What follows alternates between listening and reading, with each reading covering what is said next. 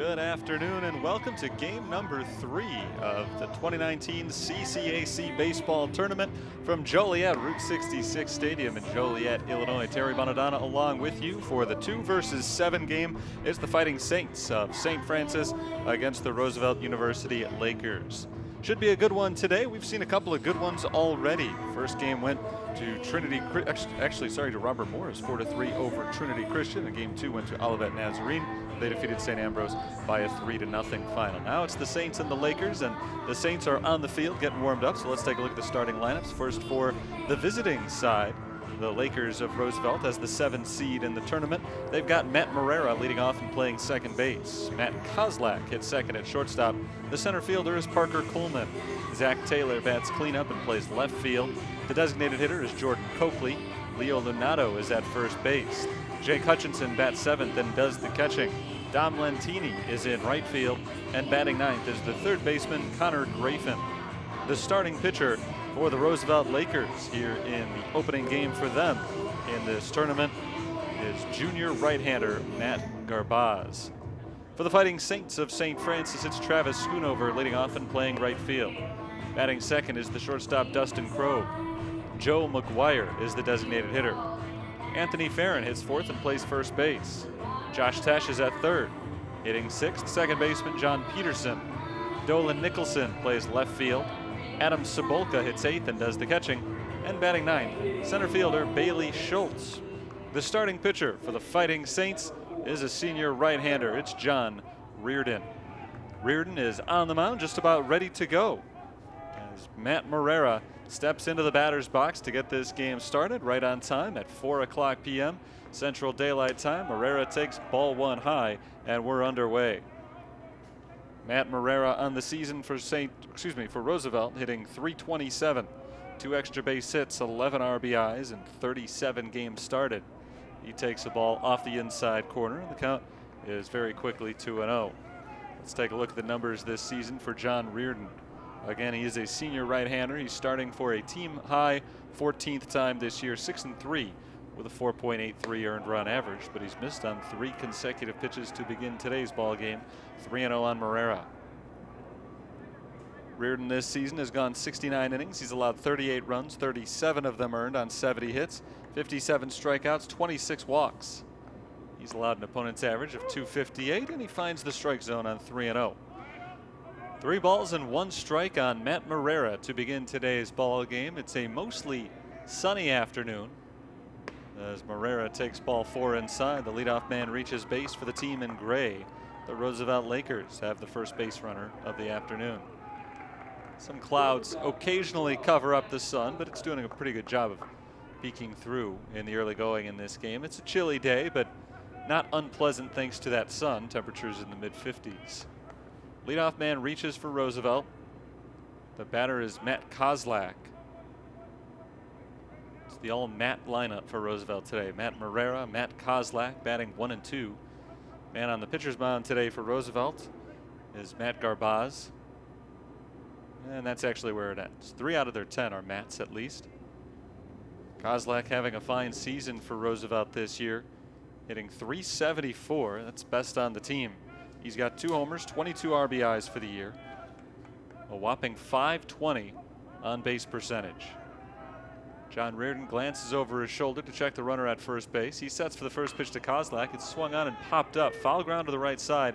Anthony Farron over in front of the Roosevelt dugout leans, but is out of room. That ball lands about 4 rows up into the seats. Out of play, strike 1. 0-1 on Matt Kozlak, wearing number 12 in green for the Lakers, who wear gray uniforms, gray caps with green bills. Saints are in white uniforms today. They've got brown caps, brown and yellow, the team colors for the University of St. Francis, the hosts of this weekend's tournament. No balls and a strike, righty versus righty. Reardon pitching out of the stretch, sets for the 0-1. Kozlak drills it out to left field. Dolan Nicholson back on the run. Nicholson will get to the spot to make the catch. Racing back to first base is Matt Morera, and he stands up safely at first. No chance at a double play, but a nice job by Dolan Nicholson, covering a lot of ground out and left. Chased down a fly ball from Kozlak. That's the first out of the first inning. Runner at first base, and now it's the number 3 hitter, Parker Coleman. Coleman has enjoyed an all-conference season this year, .336 batting average. He's got 22 extra base hits, far and away the most on the team. 3 of them have left the building. 39 home runs, that's also, or 39 RBIs rather. That's far and away the most on the team. He hits with a man at first and 1 out in the top of the first inning. Parker Coleman swings at the first pitch and flies it into center field. Backing up casually, Bailey Schultz under that ball makes the catch. After the leadoff walk, a couple of easy outs for John Reardon as he has retired Kozlak and Coleman on just 3 total pitches. And that brings the cleanup batter, left fielder Zach Taylor, to the plate. Taylor, right-handed hitter, hitting .287 for the year, 129 at-bats. He's got 2 homers, 29 RBIs, .395 on-base percentage. He hits for the first time, trying to keep this first inning alive. Reardon missed the strike zone on the first 3 pitches he threw. Since then, he's thrown 5 and missed on only 1. Runner goes, first pitch swinging. It's popped up to shallow left. Nicholson comes in. Going back, Dustin Krob, shallow left field grass. Krob makes the catch, and the inning is over. It's a very promising start for the Lakers as the leadoff man walks, and yet just 4 pitches later, John Reardon is out of the inning. We head to the bottom of the first. Saints will come to bat for the first time in a scoreless tie.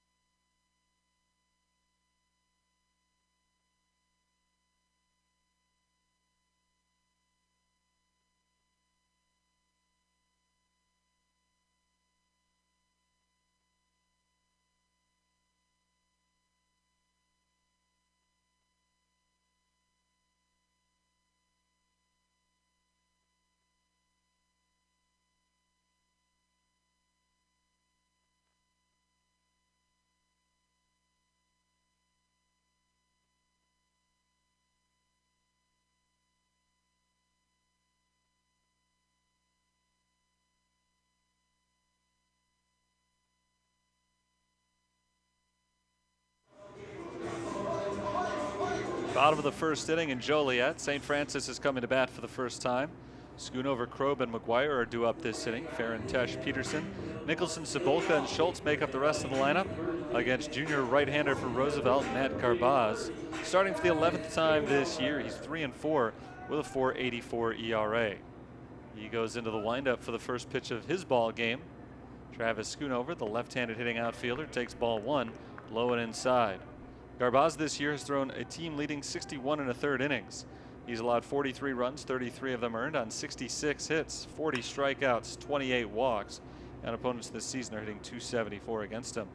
He gets Schoonover to roll 1 weakly to the right side into foul territory, and the count is 1-1.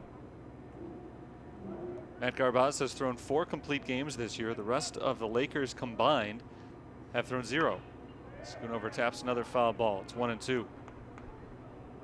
So he's been their go-to pitcher. He's the leading innings man on the roster by 11 innings. His 3 wins are also tied for the team lead. The man he's tied with, fittingly named Matt because he plays for Roosevelt, Matt Donahue, is a reliever, hasn't started a game all year. All 3 of his victories have come from the bullpen. Fouled away by Schoonover, still 1-2. No score in the bottom of the first inning. Lakers went down pretty quietly in the first. The leadoff man drew a walk, but the next 3 batters were retired on 4 pitches. 1-2. Schoonover pokes it foul to the left side. Still 1 ball and 2 strikes with Dustin Krob waiting in the on-deck circle. These 2 teams, Roosevelt and St. Francis, met up midway through the last month. Popped up, foul to the left side, and again it'll get out of play. There's 3 straight 2-strike foul balls from Schoonover. Back on April 13th, they played a doubleheader at Roosevelt down in Crestwood, and the Lakers won both of those games. Fouled back again by Travis Schoonover. Good first at bat to today's game. It was an upset for the Lakers, defeating St. Francis, who had been on a roll at the time. Roosevelt had been struggling a little bit, but pretty dominant doubleheader victory. They won the two games by a combined 16-2. Schoonover smacks this ball into fair territory out to right center field, a base hit. Right fielder Dom Lentini over to cut it off, and he quickly gets it back to the infield and holds Schoonover to a single, but it's our first hit of the ball game. It comes from the leadoff man in the bottom of the first inning. An 8-pitch at bat that ends with a single for Travis Schoonover. The Saints are off and running in the bottom of the first. Dustin Kroeb is the batter. Kroeb, the shortstop for St. Francis, entered today's game with an average of .311. He takes strike one. These conference tournament games, everybody figures to be using only the best pitchers throughout the entire week. Ball high, 1-1. So you get a few more pitchers ball games than you normally might, and as a result, early runs can come in real handy. Early runs always come in handy in baseball, but especially in a tight playoff situation like this. You want to get on the board first if you can. Saints have a runner on with nobody out. Kroeb flies this one lazily into right field. Dom Lentini over towards the line to make the catch, and there's out number one. Kroeb is retired. Schoonover back to first base. The batter is Joe McGuire. St. Francis got some measure of revenge on Roosevelt on April 15th after a rain out, or a snow out actually, on Sunday the 14th. They resumed their three-game series here, and the Saints took care of business by an 8-1 final. So these two teams have played each other three times. The games have not been close. The Lakers won 7-1 and 9-1, and the Saints won their ball game 8-1. Ball one inside on Joe McGuire. McGuire's a .302 hitter, 2 homers, 24 RBIs. Batting for the first time with a runner at first base and one out. Garbaz trying to make sure that Schoonover stays at first base. He tosses over to take a look at him. Schoonover dives back to the bag safely. Travis Schoonover does have 5 stolen bases this year. Check that, he's actually got 8 stolen bases in just 9 attempts. Ball high, 2-0 on McGuire. Tough first inning so far for Matt Garbaz. Has not been able to put hitters away easily. There is one out. Man at first base. This will be his 14th pitch already of the inning. Right-hander versus right-hander. The set and the delivery. Big swing and a miss. On 2-0, McGuire felt it was a good time to let loose. Swinging for the fences on that pitch. He was not able to connect. It's 2-1. Flag out in left center field is blowing in, not substantially, as McGuire flies it into center field. Coleman started in. Now he goes back and makes the catch on the move for out number 2.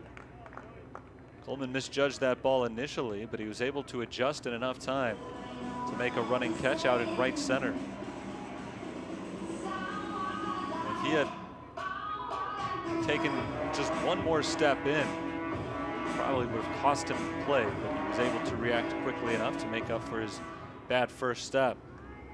And now with 2 outs, Schoonover still stuck at first base for Anthony Farron. Farron swings at the first offering and pops it up to shallow right field. Lentini racing in for it. He is called off by the second baseman Matt Morera, and Morera drifting back into shallow right makes the catch. So much like the top of the first, the leadoff man reaches, but then quick work of the next 3. Saints don't score in the first. We go to inning number 2, 0-0.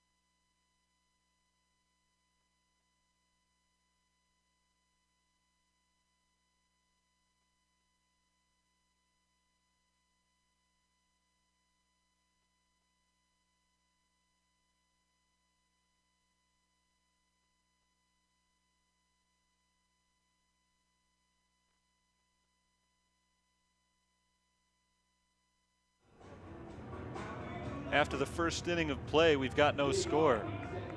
Both Roosevelt and St. Francis got their leadoff runner on base, but did not advance them beyond first. Jordan Coakley takes ball one outside. We're underway in the second. Coakley, the designated hitter for the Lakers, hitting .269 for the year, 19 runs batted in. No home runs. He'd have to hit one here to drive in his 20th of the season. He does hit it in the air, but far too shallow to leave the yard. Dolan Nicholson comes in from left field and makes the grab. An easy out for St. Francis. There have been 4 of them in a row. To get the last 4 outs, in fact all 4 outs of the game now, John Reardon has needed only 6 pitches. A leadoff walk for Matt Morera in the top of the first, the lone base runner so far for Roosevelt, and he was stranded at first base. Here's Leo Lunato, the first baseman. Lunato swings at the first pitch, grounds it sharply left side, sliding stop by Krob in the hole. The throw to first base is not in time. Nice effort from Dustin Krob. Leo Lunato ends up with an infield single, hustling it out the whole way. Krob made a good sliding play deep in the hole on the left side of the infield. Jumped quickly to his feet, but just didn't get a lot on that throw. It bounced several feet in front of first baseman Anthony Farron's glove. And by the time the ball rolled all the way into it, Lunato was safe at first. Here's the catcher, Jake Hutchinson. Hutchinson takes strike one. The infield single for Lunato is the first hit of the ball game for Roosevelt. Second base runner. We've still not yet seen a runner make it as far as second base for either team, despite the fact that we've seen 3 total base runners in the game now. Ball inside. Or did that one clip the bat? It was hard to tell. The umpire is calling the ball dead. I think it may have hit his elbow, but it looks like the indication was that the batter leaned into it. So I'm still not sure what the call is, whether it's a ball or a strike, but it did glance off of Hutchinson's elbow. He does not get to take his base because he leaned into the pitch. And so the at-bat goes on. 0-2 apparently the count. He called it a strike. He swings on 0-2 and fouls it back. Hutchinson stands right on top of the plate, and you can see it in his batting stance that he's going to get hit by a few. He just about leans over the strike zone. And in that case, it did cost him. And this time he does get hit, and he gets to take his base. On 0-2, John Reardon puts Hutchinson aboard. Lunato advances to second. 2 on with 1 out in the top of the second inning of the scoreless game, and Roosevelt is threatening to strike first here. For Jake Hutchinson, that was the 9th time this season that he has been hit by a pitch. 9 times in just 24 starts. And as I was saying a moment ago, it's not hard to see why. He really stands on top of the plate. He got hit by 2 pitches in that at bat alone, which is something that is almost impossible to say in baseball. Just about never happens. Dom Lentini takes ball 1 inside from Reardon. Lentini, a .256 hitter, 14 RBIs. It's a good chance to pick one up here with a base hit. He swings and fouls it back to even the count at 1-1. Hutchinson on the 0-1 pitch. Got one coming inside on him, and he leaned over the plate. Got chipped on the elbow. Was not granted first base. 2 pitches later, he was hit flush in the upper arm, and he did get to take his base. Lentini takes inside for ball 2. An infield single and a hit batter. The only ball hit out of the infield this inning by Roosevelt was a fly out to left field. But they are threatening against John Reardon. Pickoff throw to first, and they've got him. Now Hutchinson in a rundown. He's running towards second. Farron will chase him all the way there, and he tags out Lunato, and now he tags out Hutchinson as well. It's a double play. Hutchinson was picked off of first base. He slipped and tried to get himself caught up in a rundown. He sprinted all the way to second base, but Lunato already had the bag. So when Hutchinson got there, they tagged out Lunato, and then Hutchinson stepped off the base and he was tagged out. So a bizarre double play, a double pickoff. 2 things you almost never see. A batter got hit twice in one at bat, And 2 runners are thrown out on a single pickoff throw. A bizarre top half of the second inning comes to a close. We head to the bottom of the frame. No score.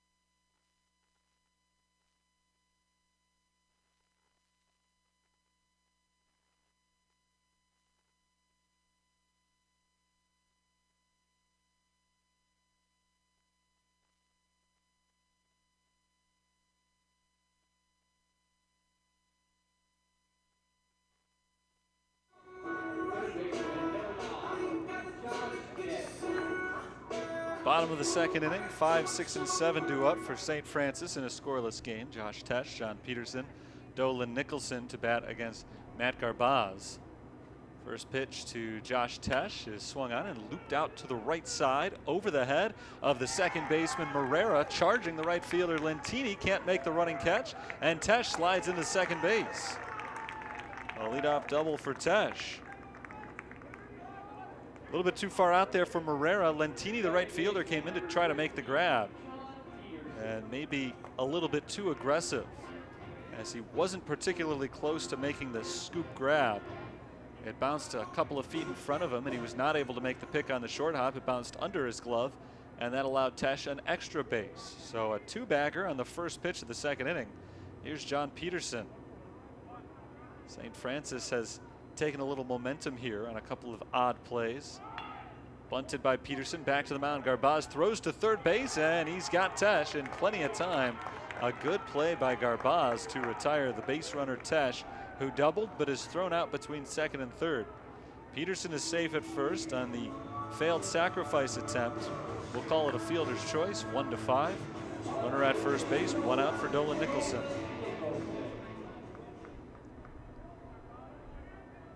If you're still confused about the end of the top half of the second inning, that makes 2 of us then. Dolan Nicholson stands in, swings the first pitch and laces it up the middle, a base hit. 3 batters this inning have all come up and offered at the first pitch and put it in play. Tesh doubled, Peterson hit into the fielder's choice, and now Nicholson singles. John Peterson up to second base, 2 on, 1 out for Adam Cebulka. That play that ended the top half of the second inning, there were runners at first and second with 1 out. John Reardon made a pickoff attempt over to first base. Jake Hutchinson, the base runner, slipped. He was thrown out between first and second. He was chased back to second base, took the bag, and was tagged out. And Lunato was tagged out twice on the, well, he was tagged twice. He was tagged out once. Cebulka swings the first pitch and fouls it back for strike 1. The rule anytime there are 2 players occupying the same base is that the lead runner is entitled to the base. In that case, it was Lunato, but Lunato was tagged out first. I think he thought that he was out, stepped off the base, and was tagged again. Meanwhile, Hutchinson was also out because he had been tagged while they were both standing on the base. Adam Cebulka swings and fouls it away. 0-2. Garbaz trying to pitch out of a second inning jam. 2 teams have kind of followed suit early on. Both teams got a runner at first base with nobody out, but never advanced him in the first inning. And both teams have put together credible scoring threats in the second with men at first and second and 1 out. Ball high and off the glove of Jake Hutchinson. The runners advance. Peterson to third, Nicholson to second. It's 1-2 on Cebulka. And now it's a serious scoring threat for St. Francis as they try to jump out to an early lead here in round 1 of the CCAC tournament. Pitch from Garbaz was high. Hutchinson had to jump out of the crouch and couldn't pull it in on time. Four infielders all creep in now with first base unoccupied. Cebulka fouls it away. It's 1-2. Been a quickly developing inning for the St. Francis offense. Tesh doubled on the first pitch of the inning. Peterson bunted it in the fielder's choice on the second pitch. And then Nicholson singled on the third. Cebulka drives this one to deep left field, but foul. He crushed that ball, but yanked it well wide of the line. Still 1-2 on the St. Francis catcher. Adam Cebulka named to the conference Gold Glove team for his performance behind the plate this year. At the plate, hitting .208. He's got 3 homers and 23 RBIs. This is the 6th pitch of this at-bat. And it's driven up the middle, a base hit. Cebulka's driven in Peterson. Nicholson trying to score as well. The throw from Parker Coleman is cut off and late on the relay. It's a 2-run single for Adam Cebulka, and St. Francis claims an early 2-0 lead. Third hit of the inning for the Fighting Saints. Tesh doubled, Nicholson singled, and now add Adam Cebulka's name to the hits column. Driving in his 24th and 25th runs of the season. What a turnaround for St. Francis. A few minutes ago, Roosevelt had runners at first and second, 1 out. They were threatening to score. Not only did they put a 0 on the board, but the Saints have very quickly bounced on to the board with 2 runs of their own. Bailey Schultz takes strike 1 over the outside corner. Schultz is a 167 batter. He's driven in 6 runs this year. That's with a man at first. Still just 1 out. Ball outside. And the count is 1-1. The runner at first for St. Francis is Noah Carraro. They've taken advantage of the courtesy runner rule. So Carraro running instead of Cebulka, who came up with a 2-run hit. 1-1 pitch. Bailey Schultz bounces it foul down the third base line. A ball and 2 strikes now on the center fielder Schultz. 2-0 St. Francis leads. Trying to move on to tomorrow's game. They would take on Olivet Nazarene, the 3 seed, at 4 o'clock. Rolled foul to the right, still 1-2. Olivet took care of business in the 3 versus 6 game earlier this afternoon. They knocked out St. Ambrose by a 3-0 final. Loser of this game will play tomorrow as well. That would be a 10 a.m. game, though. I think players would prefer to be out here in the afternoon rather than at 10 a.m. if they can help it. The winner gets to sleep in a little bit. And also stay in the winner's bracket, which is probably a little bit more important. Another 1-2 swung on and missed, strike 3. First strikeout of the ball game for Matt Garbaz. Bailey Schultz goes down for the 2nd out of the inning. And Travis Schoonover is the hitter with a runner at first base. 2-0. Both runs in this inning for the Fighting Saints. Travis Schoonover will look for his 2nd hit of the ball game. Already 4 safeties in the contest for the Fighting Saints. First 9 batters have posted a .444 batting average. Travis Schoonover swings to the first pitch, lifts it foul to the left side into the seats for strike 1. It's a chilly day here in Joliet. Plenty of blankets out among the fans, some heavy coats out there, but all things considered, I think everybody on the field will happily take a weather report like this. They happily take it again tomorrow, Monday and Tuesday. Anytime you have an event like this, 4 games in 1 day, you just pray that there's no rain that would throw everything off. So far, so good, and that counts. Swing and a miss. It's 0-2.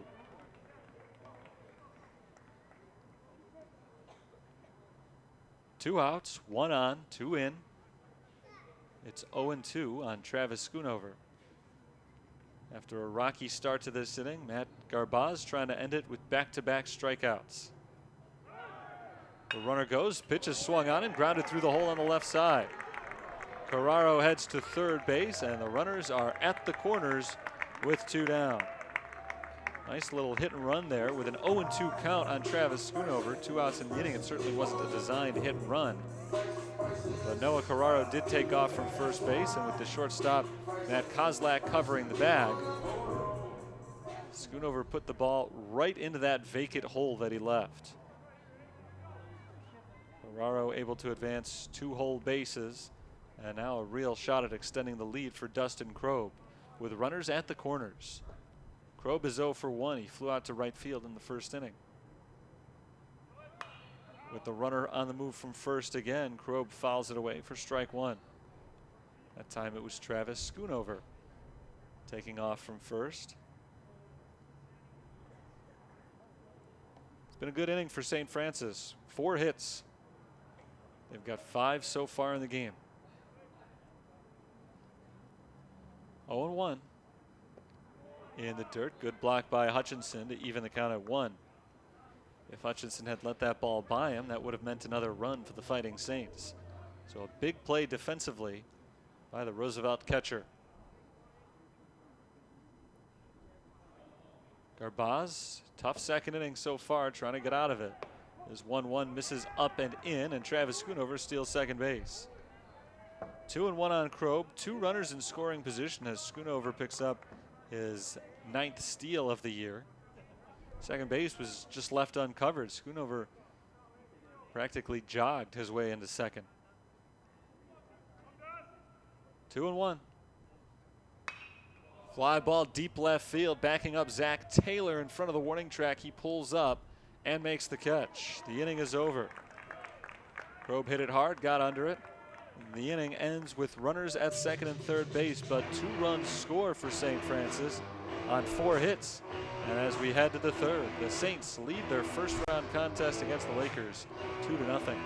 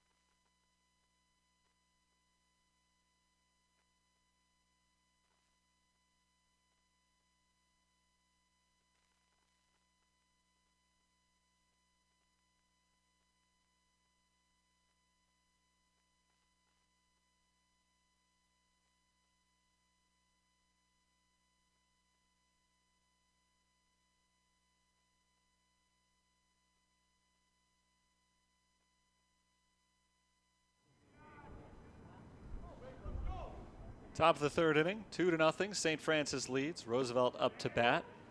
And ball 1 is fired to Dom Lentini from right-hander John Reardon. Reardon picked his way out of a jam in the second inning with a double pickoff, the rare double pickoff.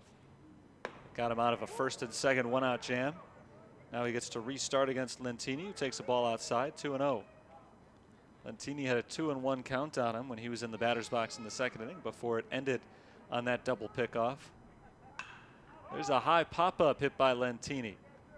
Shallow center. It'll stay on the infield. Dustin Krob stepped back onto the outfield grass. Now 1 step back to the dirt where he makes the grab for out number 1. Both grass and dirt in that sentence have to go in quotation marks. Painted green and brown anyway, but it is a 100% artificial surface here at Joliet's Route 66 Stadium. Just installed last spring. This is the first full year of the artificial turf here. Strike 1 called on Connor Grafin, the third baseman. Grafin's having a great year at the plate, has got limited chances. Just his 14th start of the year as he flies it out to left center field. Nicholson racing in for it. Dolan Nicholson makes the running grab. 2 down. That drops Graffen's batting average just a tick under 400 for the year. Still fine stats for him. And with 2 outs and nobody on, Matt Morera gets the at-bat. Second time today he stood in. Walked on 5 pitches to lead off the ball game. Since then, Reardon has barely thrown 4 balls total as Morera takes strike 1. He's thrown 5 balls in all since the walk to start the ball game. So 4 of his first 5 misses, and only 4 of his first 5 pitches missed, I should say, and only 5 since then. There's number 6 as it's down low on Morera. 1-1. Lentini popped to short. Graffen flew to left. 2 outs, nobody on base. Awkward swing and a miss. It's 1-2 on Morera. St. Francis leads 2-0. They put that 2 spot on the board in the bottom of the second inning. And now they're trying to make a 2-run lead hold for at least 1 inning. Reardon 1 strike away from that big shutdown frame. But he misses the outside corner with the 1-2 offering, and the count evens up. If Morera reaches base, Matt Kozlak hits next. If not, we move on to the bottom of the frame. 2-2. Reardon steps off the rubber. He and Cebulka will go through the signs again, make sure they're on the same page before a 2-2 offering to the leadoff batter, Matt Morera. Strike 3 called. Morera goes down for the first strikeout of the ball game for Reardon. And the inning is over. 1-2-3 go the Lakers. The first 1-2-3 inning of the ball game for either side. We head to the bottom of the third. St. Francis 2, Roosevelt nothing.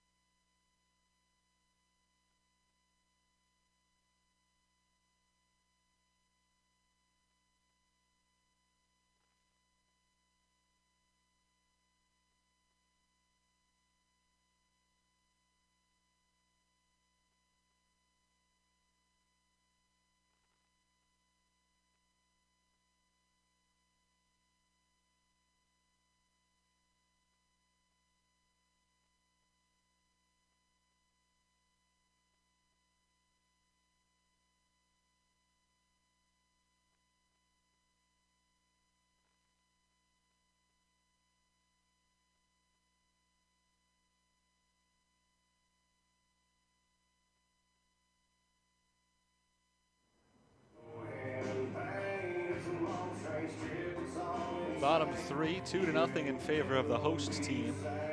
St. Francis sent 7 batters to the plate against Matt Garbaz in the second inning. Plated 2 of them. They also left 2 in scoring position. Garbaz will look for a little bit of an easier time here against a tough part of the order. 3, 4, and 5 due up. Joe McGuire hits a foul ball for strike 1. McGuire hit a fly ball to center field and was put out back in the first inning. He's 0 for 1.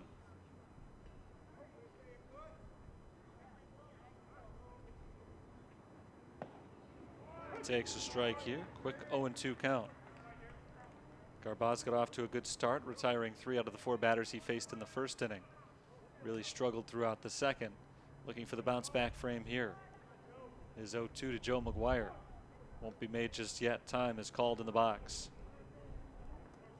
The Saints bats really came to life in the second. 4 hits in that inning. The 0-2. McGuire takes ball 1 upstairs. St. Francis was up around the top of the conference all year. They were trading places early on with St. Xavier for the top seed. McGuire grounds it up the middle, straight over second base. It's a hit to center, and McGuire is 1 for 2, a leadoff single. First baseman, St. Xavier pulled away late in the season after St. Francis went through a bit of a rough patch in early to mid-April when they lost 5 out of 6 games at one stretch. So they settled into the number 2 seed, battling it out with Olivet Nazarene and Trinity Christian for that spot. And they were able to secure the number 2 position in the conference standings with 3 straight wins late in the year. Anthony Farron takes ball 1. Farron's been St. Francis's best hitter this year, .392 average, 5 home runs, 35 RBIs. 1-0. Lifted out to right field, down the line. Long run for Dom Lentini into foul territory, and he runs out of room. It's out of play for Farron. The count remains, or I should say moves to 1-1 as that foul ball goes as a strike. Runner at first base, nobody out in the bottom of the 3rd inning. 2-0, St. Francis leads. Saints got off to a dynamic start in conference play beginning March 13th. They started a 12-game winning streak. Here at home, all of those wins were home games.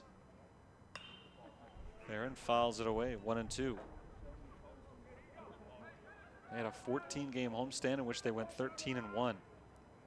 That's what got them off to that great conference start. Most of those were early season conference games. Turned out to be a pretty successful season for the Fighting Saints as they finished up regular season play 28-20 and 20-9 in CCAC play. Roosevelt has taken a very different path to get here to the conference tournament. No guarantee that they would get this far. Farron fouls it back off the screen, still 1-2. I guess technically speaking, there's never any guarantee for anyone at the beginning of the season. But Roosevelt could not have felt like they were a team likely to appear in the conference tournament when they started the season with 16 consecutive losses. They were 0-16 overall and 0-5 in conference play until they finally came to life in late March. Farron fouls it off, still 1-2. They lost their first 16 games, and then they won their next 3. And they've been 500 ever since. 1-2 pitch, not yet. Throw to first instead to check on Joe McGuire. St. Francis leads by 2. They're looking to extend that lead as they've gotten their leadoff man on base for the 3rd consecutive inning.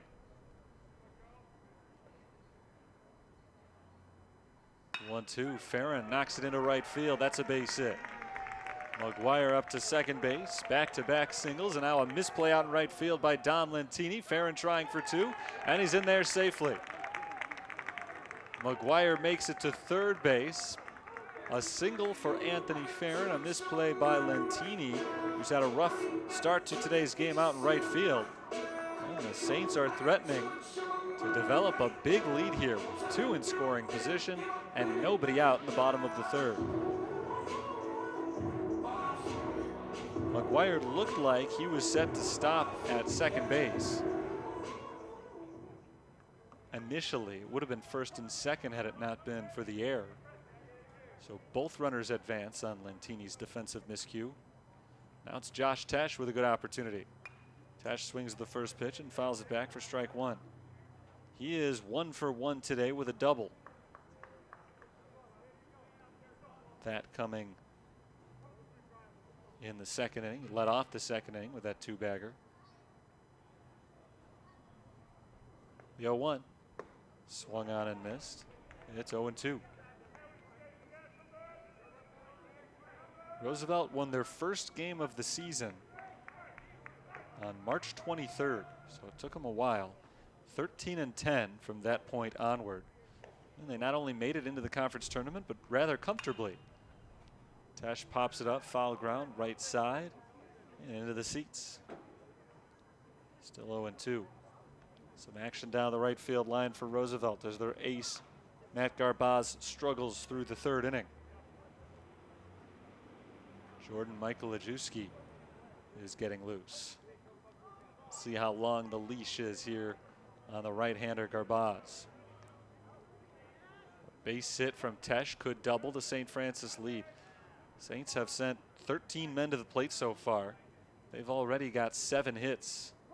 So they're batting above 500 as a team. Another 0-2. Inside, nearly grazed him. Count is 1 ball and 2 strikes on Josh Tesh. John Peterson is in the on-deck circle. 2 on, nobody out. Back-to-back singles plus an error advance the base runners.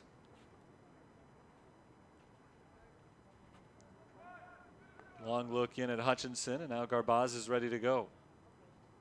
1-2 misses low and outside to Josh Tesh. 2 balls and 2 strikes. 2-0 St. Francis. They've out-hit the Lakers 7-1, which is not to say that Roosevelt hasn't had their chances with base runners. They've had 3 of them through the first 3 innings. Haven't been able to capitalize. Tesh swings and flies it out to left field. Zach Taylor gets under it. McGuire goes back to third base to tag. Taylor makes the catch, and the throw comes into third base. It's a sacrifice fly for Josh Tesh. McGuire scores 3-0 St. Francis. Anthony Farron remains in his position at second base. 1 down, still a runner in scoring position for John Peterson.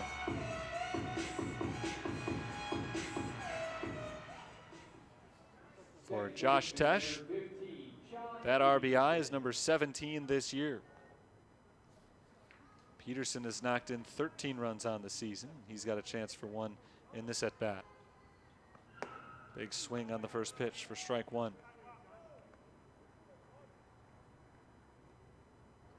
Peterson is 0 for 1. Tried to sacrifice himself on a bunt attempt in the second inning, but the lead runner ended up being thrown out, so he grounded into a fielder's choice. Peterson did ultimately score a run as he fouls this one off to the right side. 0-2. Garbaz just trying to gut his way through this third inning. He has struggled to this point in the game. Sometimes you get out of a jam, though. You can turn things around and maybe go deep into the ball game. But he's got to get through this spot first. Lee strikes out Peterson swinging. That's a good start for Garbaz. Back-to-back outs recorded. Anthony Farron still at second base for the moment with 2 down. It's Dolan Nicholson's turn.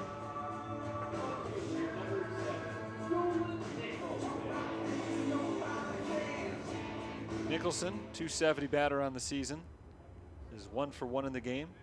He singled and scored in the second inning.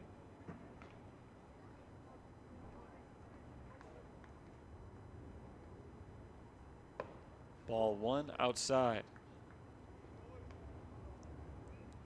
3-0 St. Francis. They scored twice in the second inning, and they've added a run here in the third.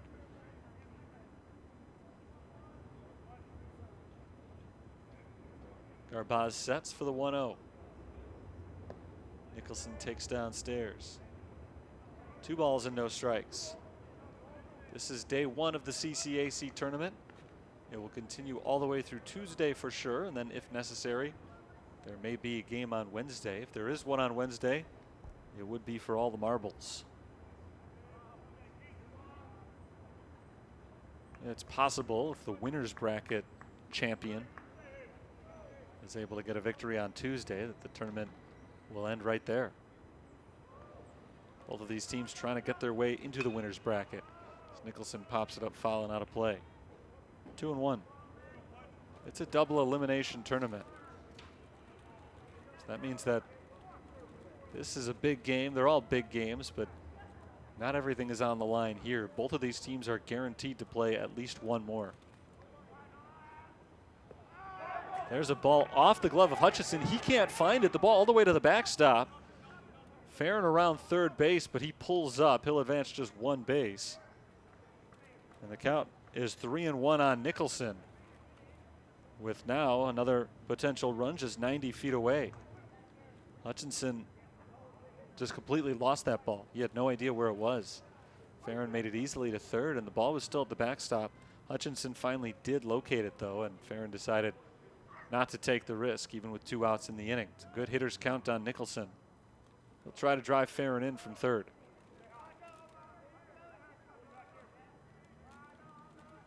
Righty versus lefty, the pitch. Outside, ball 4. And Adam Cebulka's got another RBI chance. That's the first walk issued by Garbaz today, 8th base runner for St. Francis. It's the first walk, but it's not the first time his control problems have gotten the better of him in this game. We just saw a wild pitch a moment ago. He's thrown 2 wild pitches in the game, and they've both been very costly, or at least the first one proved ultimately to be costly. This one may still turn out to be. Certainly if Cebulka gets a hit here. Adam Cebulka takes a strike over the outside corner. Cebulka's got the only RBI hit of the game so far, a 2-run single with 1 out in the 2nd inning. The 3rd run came in on a sacrifice fly earlier in the 3rd. 0-1 on Cebulka here.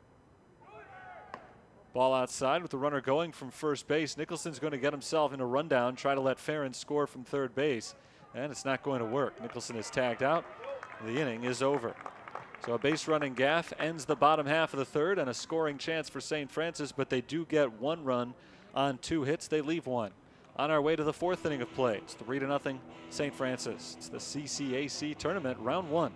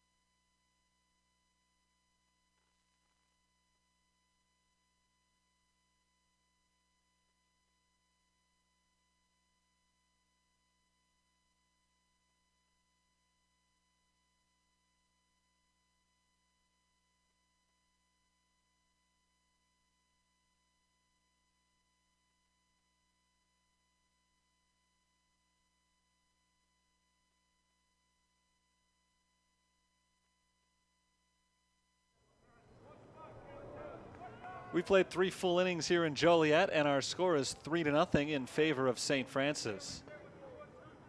Roosevelt coming to bat, trying to erase the deficit, or at least make it a little bit more manageable. Matt Kozlak leads things off and takes strike 1 over the inside corner from John Reardon. Kozlak is 0 for 1. He flew to left field back in the 1st inning. Well, not a great start for the Lakers today, but there's a lot of time left in the game as Kozlak takes a strike this time over the outside edge. And in some ways, they've got to feel fortunate just to be down by 3 runs. Saints have had 8 base runners through 3 innings. They've left 4 men on base, including 3 of them in scoring position, as that ball is rolled up the middle off the glove of Reardon. It's picked up near second base by the second baseman, John Peterson, and no chance to get the runner at first. Infield single for Matt Kozlak. Leadoff man reaches for Roosevelt in the 4th. It's the 2nd hit of the ball game for the Lakers. They've both been infield hits. And in that case, really nothing that the Saints could have done after it hit the glove of Reardon. If Reardon had let it go, I think it may have gotten through anyway. So not a bad idea to try to make a play on the ball. And of course, as a pitcher, every time the ball is hit to you, you're going to try to make a play on it. It's just natural instinct. As Parker Coleman stands in. Coleman takes ball 1 inside. After Reardon hit that ball, though, and was not able to reel it in cleanly, there was no chance for either middle infielder. In fact, Peterson played it about as well as he could, but his throw to first was not nearly in time. Foul ball back behind home plate and out of play, hit by Coleman. 1-1. Parker Coleman flew out to center field in the 1st inning. 0 for 1 in the ball game. Coleman wears number 00 on his back. Senior from Flossmoor, Illinois. And he has been excellent all season as the center fielder and middle of the order bat for the Roosevelt University Lakers. Trying to come up big in the 4th inning of today's game. Runner at first base, nobody out. Kozlak takes his lead. Reardon sets. And he hits Coleman. Second batter that Reardon has hit with a pitch today. Coleman gets to take first base. Kozlak advances to second. And the tying run comes to the plate for Roosevelt. John Reardon entered today's game having hit a team-high 11 batters on the season. And another couple have gotten away from him today. It's the second one that he's plunked. It's actually the 3rd time that he's hit a batter. On one of those 3, though, the batter was not awarded first base because he was ruled to have leaned into it. Didn't much matter because that same batter was hit 2 pitches later. Big swing and a miss from Zach Taylor. Taylor was looking to tie the score with that swing. Instead, he falls behind the count, 0-1. Zach Taylor, not a likely candidate to park one over the fence. Just 2 home runs this year. This is not a great park for hitters. Strike at the knees and a pickoff throw down to first by Cebulka, but Coleman dives back to the bag safely. It's 0-2 on Taylor with runners at first and second and nobody out.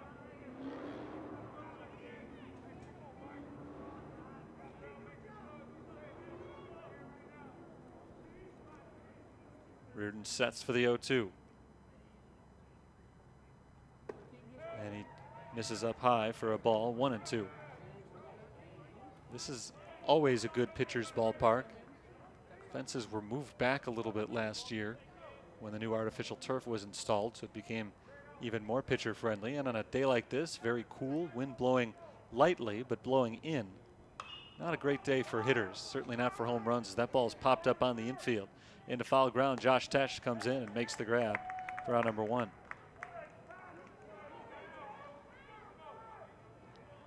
Brings up Jordan Coakley. Coakley is 0 for 1. He flew out to left field back in the 2nd inning.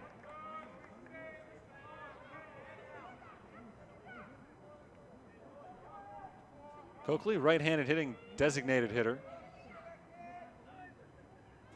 Batting for the 2nd time in the ball game with 2 runners on base. He takes a strike.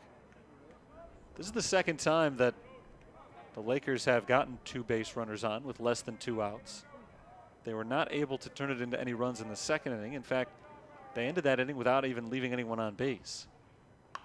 Popped foul and out of play, 0-2. That was the bizarre play in which John Reardon essentially picked off 2 base runners on 1 throw. Base running mistake by Roosevelt cost them a scoring chance. 0-2 on Coakley. Reardon looking for his 2nd strikeout of the ball game. Coakley swings and pops it up foul to the left side. That'll get out of play. Count is still 0-2. John Reardon entering play today at 57 strikeouts in 69 innings. So he's not a huge strikeout pitcher, but he does lead the St. Francis staff. Just 1 K on the score sheet today, a backwards one. Got Marrera looking to end the 3rd inning as Coakley flies this ball in the left field. Well hit, but right at Dolan Nicholson. Nicholson makes the grab for out number 2. Back-to-back Laker hitters are retired, and that means it's up to Leo Lunato for Roosevelt to try to get a run here in the top of the 4th inning. They trail 3-0. They've been out hit 7-2, and neither of their hits have left the infield. Lunato's got one of them, though. An infield knock back in the 2nd as he grounded one to the left side.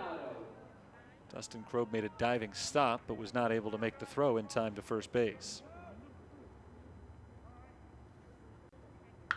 First pitch swinging, lined into center field. Bailey Schultz on the run. He's got to play it on a bounce. Kozlak around 3rd base. He scores, and the Lakers are on the board. An RBI single with 2 outs for Leo Lunato. Makes it a 3-1 ball game.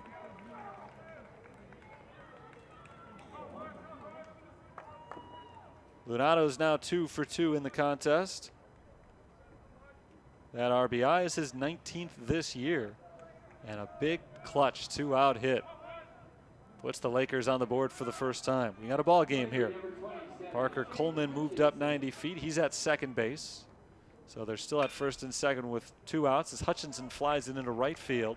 Foul territory and out of play. Strike 1 on Jake Hutchinson, who was hit by a pitch in his first plate appearance. No official at bats for him.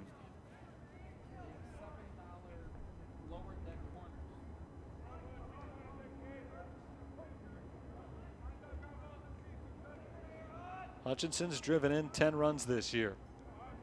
A base hit could make it 11.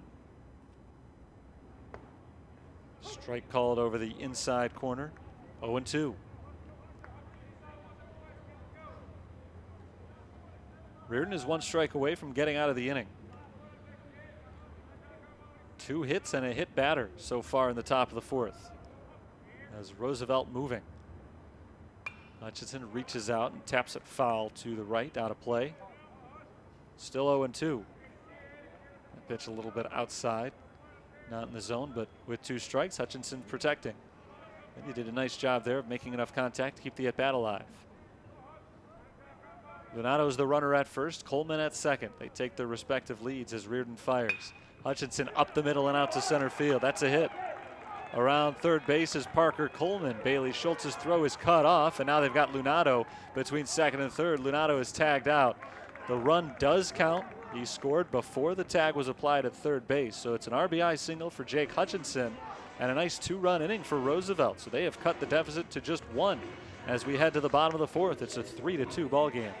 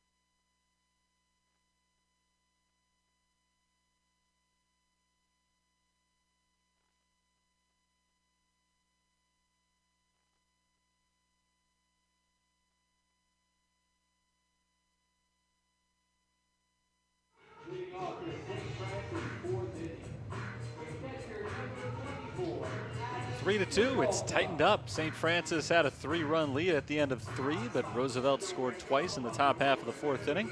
So we've got a 1-run ball game as Adam Cebulka leads off the bottom of the 4th for St. Francis.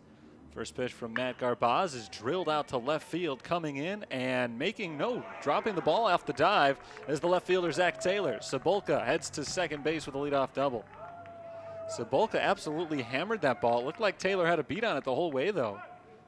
He leaned out for it, made a half dive, half slide towards the ball, and it looked like it dropped into his glove, but he couldn't hang on. Nice effort from Taylor, but a solid hit from Cebulka. He's 2 for 2, and a leadoff double here in the bottom of the 4th as St. Francis back in business. Here's Bailey Schultz in a potential bunting spot. Schultz is 0 for 1 with a strikeout. Lakers decide to appeal over to first base, and apparently Cebulka did touch the bag. So he's safe at second, or rather Noah Carraro is. Carraro is the courtesy runner. Ran for Cebulka last time around as well. There is the bunt from Schultz, popped up down the third base line and foul. Garbaz dove for it. Couldn't come up with the play. A valiant effort from the pitcher. It is strike one on Schultz. Garbaz has not thrown his best ball game today.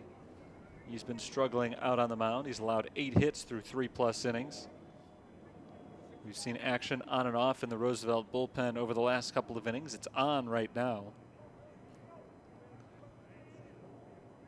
After his offense gave him 2 runs in the top of the 4th, Garbaz trying to keep that momentum in his team's favor.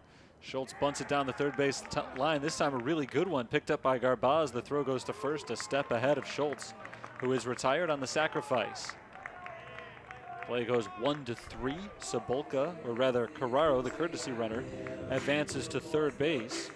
St. Francis is trying to extend the lead back to at least 2 runs right here. Travis Schoonover can drive in a run with a fly ball or potentially even a ground out here.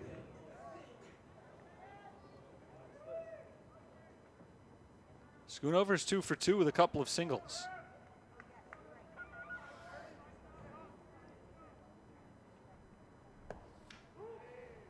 First pitch to Travis Schoonover is taken for ball 1. Bailey Schultz's sacrifice was his 2nd this season. Corner infielders are in. The middlemen about halfway right now for Roosevelt. 1-0 pitch, throw to third instead. Carraro dives back to the bag. St. Francis has had a steady diet of base runners. Garbaz has not been able to grow accustomed to pitching with the bases empty. The leadoff man has reached in every inning. Ball off the inside corner, 2-0 on Schoonover. St. Francis has 8 hits, 9 total base runners.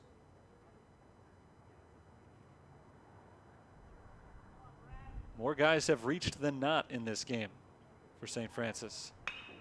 The ball lined hard but foul to the right side. Count is 2-1.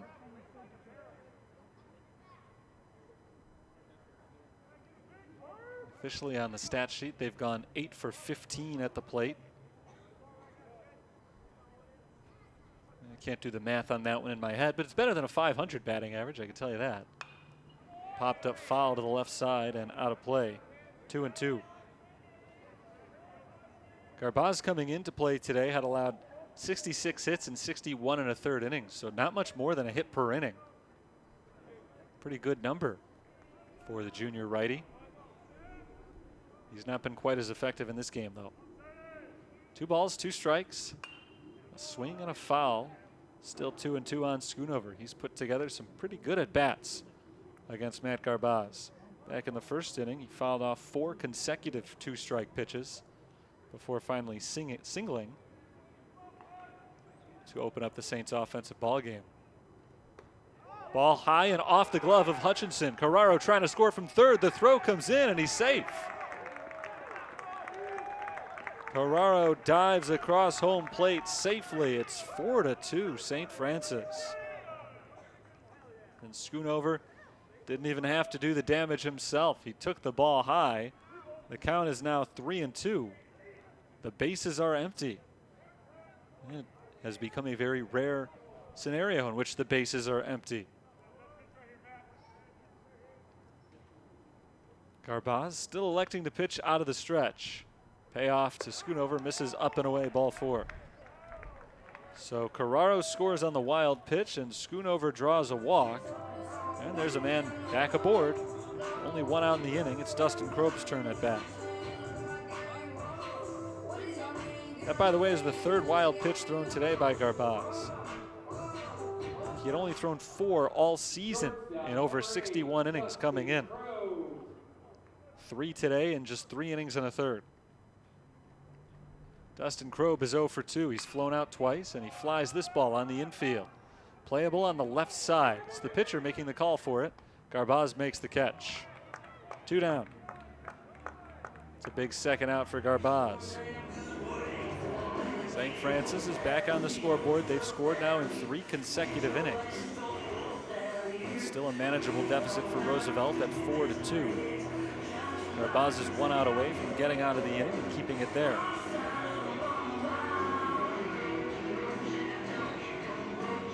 Joe McGuire's the hitter. McGuire's 1 for 2 with a single and a run scored. Joe McGuire.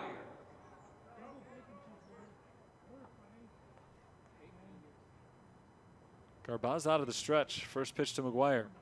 Up and in, ball 1.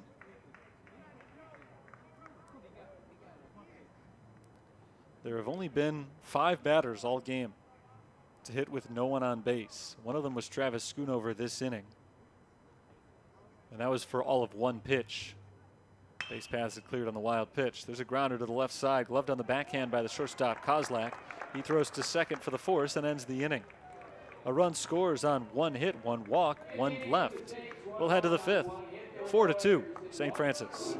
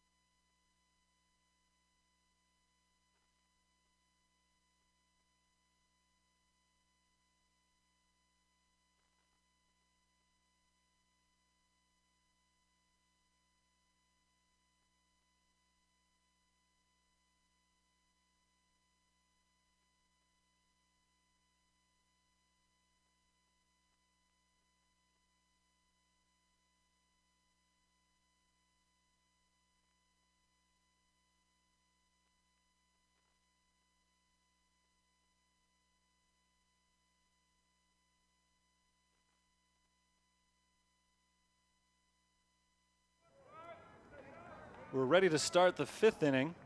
It's the 8, 9, and 1 batters due up for Roosevelt. They trail St. Francis by a 4-2 count. Dom Lentini takes ball 1 inside from John Reardon. Lentini is 0 for 1. He popped out to the shortstop when he led off the 3rd inning.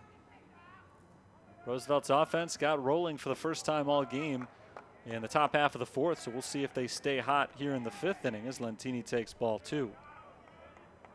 4 out of 6 batters reached base in the 4th inning for the Lakers. There's a strike from Reardon, 2-1. In fact, they only had 1 hit and 3 total base runners in the first 3 innings. In the 4th, they had 3 hits and 4 total base runners. Ball inside, 3-1. The inning ended when Leo Lunato was trying to get from first to third on a single. He was thrown out at third base. But Reardon never really had a chance to settle down in the inning. It ended on a single. Strike over the outside corner, 3-2. Lunato and Jake Hutchinson had back-to-back RBI hits to end that 4th inning. Reardon trying to settle back in now, pitching with nobody on base. There's a swing from Lentini and a fly ball into right field. Routine play for Travis Schoonover, who scoots to his right and makes the catch. 1 away. A lot of fly balls hit by Roosevelt against Reardon today, and that has played right into the St. Francis right-hander's hands. Both the right and left hand, I think, in this case. Talked about it earlier, not a good hitter's ballpark. And on a day like today, you've really got to slug it to get one over the fence. Ball 1 on Grafin. Connor Grafin is 0 for 1 with a fly out to left field. So Reardon, I'm sure, is loving the fact that they consistently are hitting the ball in the air, getting under him. He's allowing his outfielders a lot of work right now, and they're paying off. Tracking down everything so far. 2 balls, no strikes on Grafin. There's a called strike, 2-1. 2 runs, 4 hits, and an error for Roosevelt. 4, 8, and 0 for St. Francis. Called strike 2. The count is even. Winner of this game takes on Olivet Nazarene at 4 o'clock tomorrow afternoon. The loser of this game takes on St. Ambrose at 10 o'clock tomorrow morning. Swing and a miss, strike three. Connor Grafin goes down for the second out of the inning. Just the second strikeout of the ball game for John Reardon. But now he's 1 out away from his second perfect inning of the game. Second baseman, number 4. He was able to set him down in order in the third. It was Lentini, Grafin, and Morera in that inning. Here in the fifth, Lentini and Grafin have been retired as well, and now he looks to retire Morera, who shows bunt, pulls the bat back, and takes a breaking ball for a strike over the inside corner. Morera has not put a ball in play yet. In 2 trips to the plate, he's walked and struck out.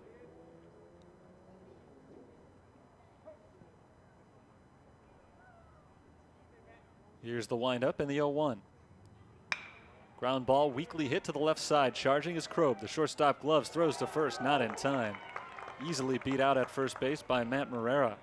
Showing good speed on the play, although that ball was hit softly enough that probably most players on the team would have beaten it out. But Morera made it easily. He was a step beyond the bag by the time the throw came in. So an infield single. That's the third infield hit of the day for Roosevelt.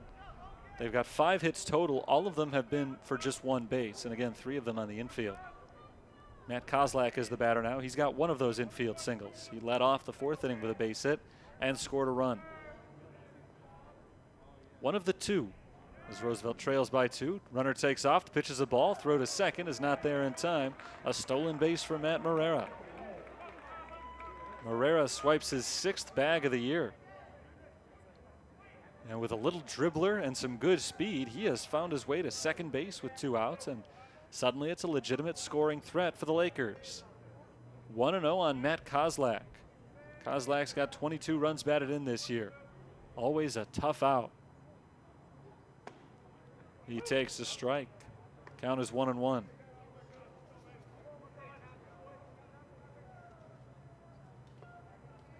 St. Francis has led this one pretty much the whole way through.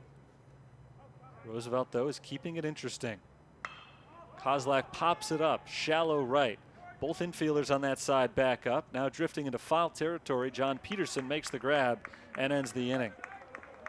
So the Lakers get a 2-out single, but they leave Morera at second base. And as we head to the bottom of the 5th, our score, St. Francis 4, Roosevelt 2.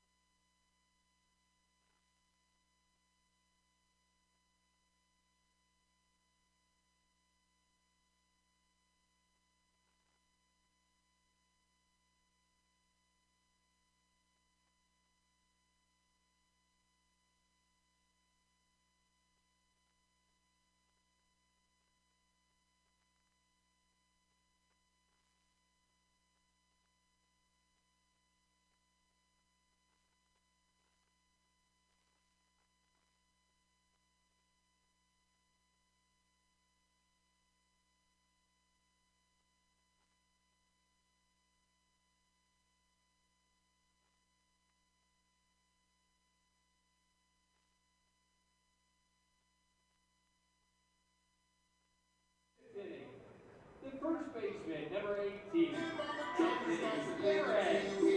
Halfway through this ball game, St. Francis, the hosts of this week's tournament, lead the 7-seed Roosevelt Lakers 4-2. Anthony Farron leads things off against Matt Garbaz, on for his 5th inning of work. Garbaz misses low and in for ball 1.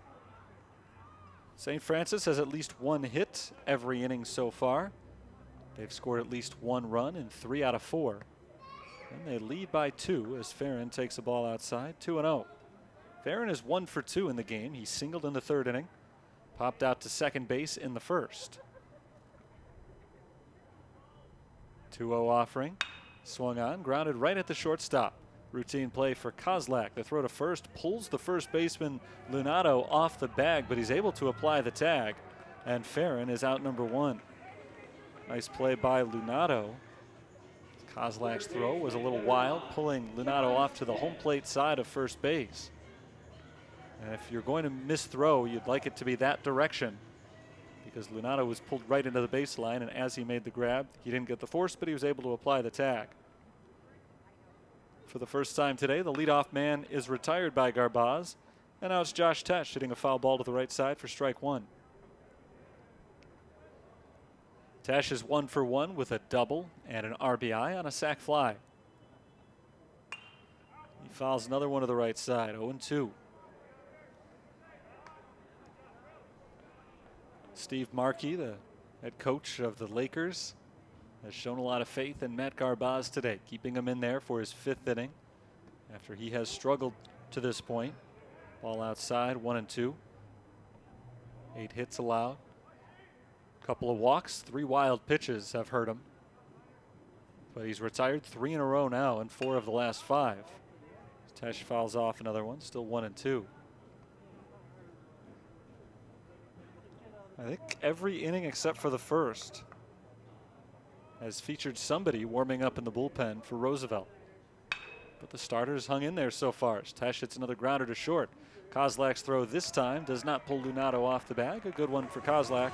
2 down, back-to-back groundouts, 6-3. In fact, going back to last inning, the last 3 outs have been assisted by the shortstop. And now Garbaz has a chance for his first 1-2-3 inning as he faces John Peterson. 2 outs and the base is empty. Peterson's 0 for 2. He bunted into a fielder's choice and ended up scoring a run in the second. Struck out swinging his last time up as he fouls this ball away for strike 1. One of 2 strikeouts in the ballgame so far for Garbaz.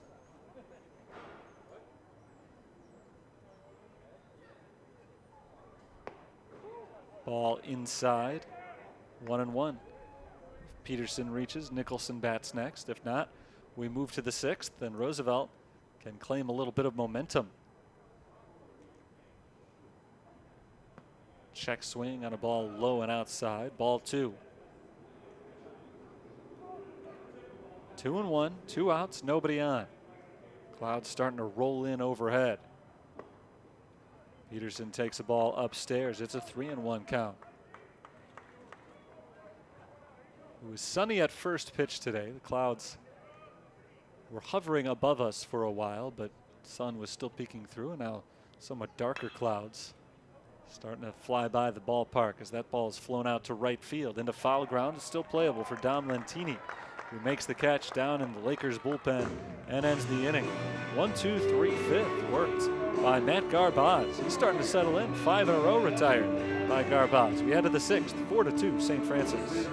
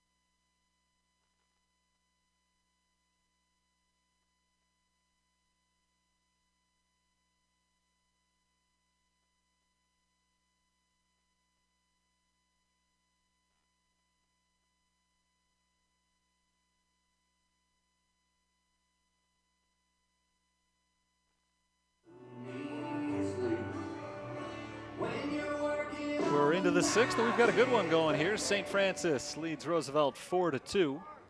Saints have led by as many as 3 runs. The Lakers cut it to just a 1-run deficit at one point, but now it's 4-2 as we start the 6th inning of play. Coleman, Taylor, and Oakley, the 3, 4, and 5 hitters, due up against St. Francis right-hander John Reardon, whose first pitch is smashed into left field. A base hit for Parker Coleman. Coleman is on base for the 2nd time today, a leadoff single. The Lakers trying to brew a rally here. They looked flat to start the game off. They were down 3-0 early. They were getting out-hit after 3 innings, 7-1. They've narrowed the gap to 8-6 now. As Zach Taylor comes up for the 3rd time. Taylor has popped out to the left side of the infield twice. Once to short, once to third. He takes ball 1. Cebulka's snap throw down to first is not in time. That was a strike.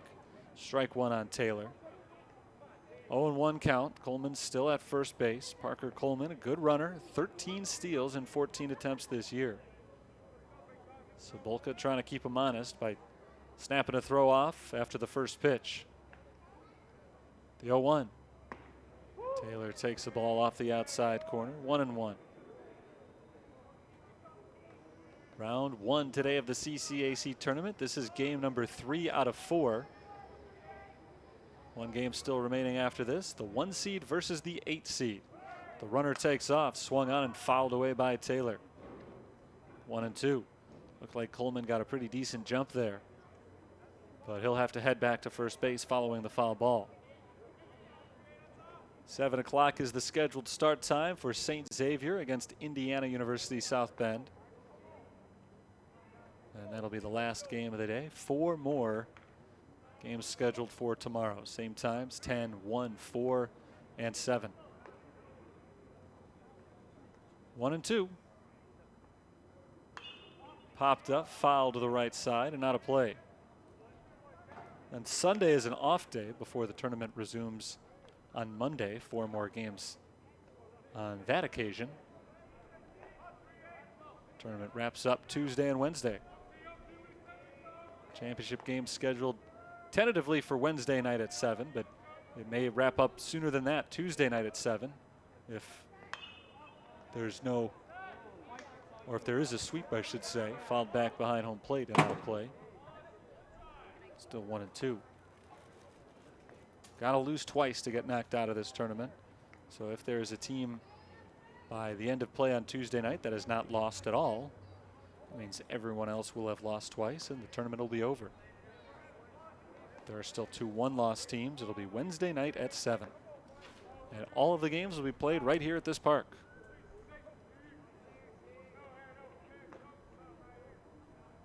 Sixth pitch of the at-bat from Reardon to Taylor. Hits him. Hits him in the side, and he heads down to first base. The tying run is aboard. Coleman to second, Taylor at first. Third batter plunked today by John Reardon, and he's in some trouble now. Coleman's at second base, Taylor's at first, and Jordan Coakley is the batter. For the first time today, St. Francis's bullpen is busy.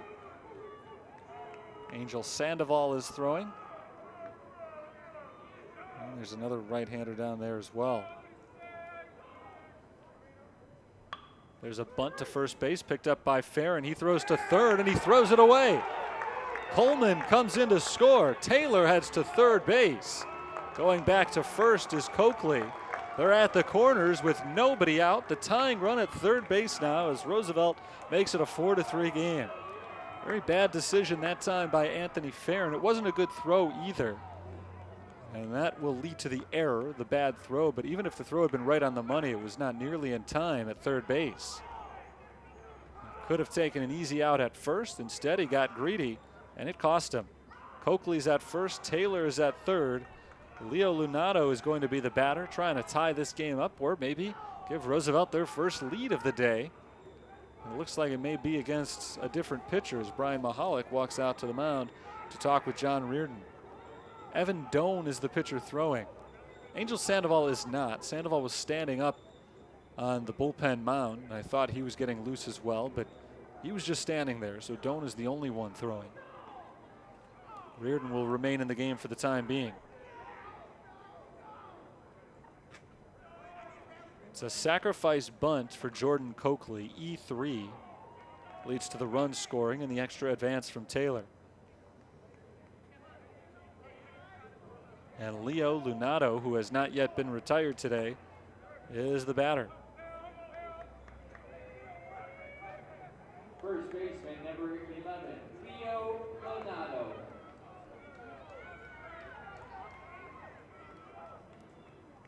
Lonato is 2 for 2. Singled twice. He's driven in 1 run already. He takes ball 1 inside. The inning began with a Parker Coleman single. Zach Taylor was hit by a pitch. And then Jordan Coakley reached on the air. So they're at the corners right now with nobody out. 1-0 to Lonato. Ball outside, 2-0. John Reardon has hit 3 batters with pitches today. All 3 of them were hit from behind in the count, meaning the pitcher was ahead. They were all pitchers' counts. So they haven't been the best timing for Reardon. Not that there's ever a great time to hit a guy, but if you hit him on 3-0, well, it's going to be a walk anyway. When you're hitting a guy on 1 and 2, it stings a little bit more. Stings for both guys. Literally for one. There's a ball inside. It's 3-0 on Lonato, threatening to load the bases with Jake Hutchinson on deck.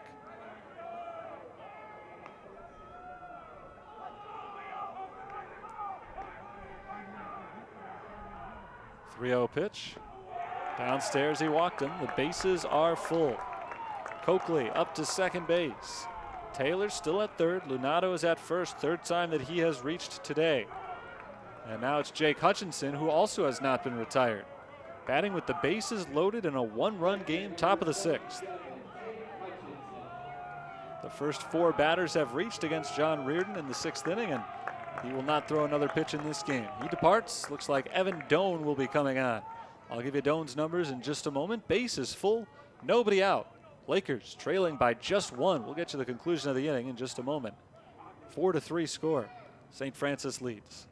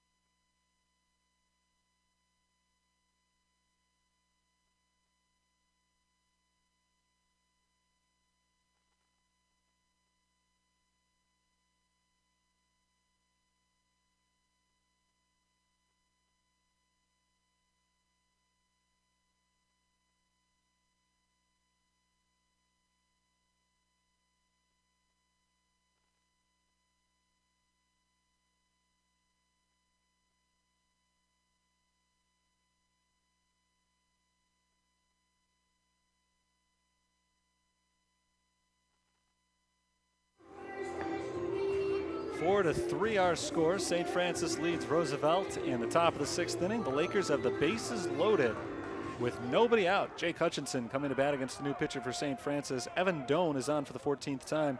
He's 3-1 with a 5.72 ERA. He's allowed 28 runs, 25 of them earned in 39 1/3 innings on 55 hits.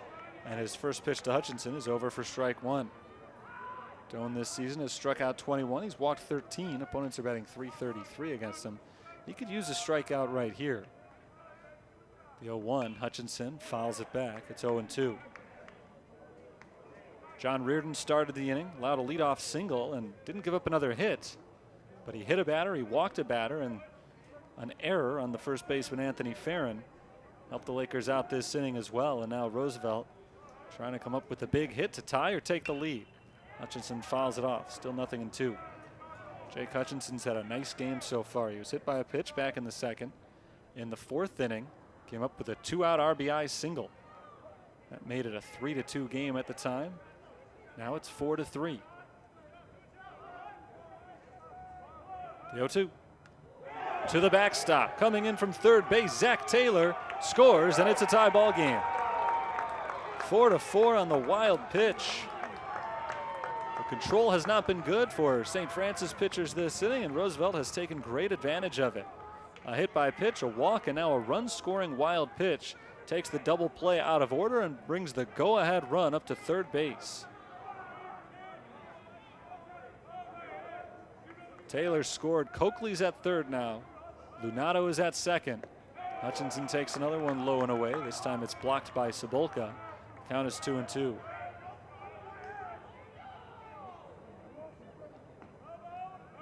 Could be the key moment in the ball game right here. How many runs will Roosevelt be able to get out of this? They've already scored 2. Hutchinson flies it deep out to right field down the line and foul. It hits off the side wall down in the right field corner. And the count remains 2-2 on Roosevelt's catcher.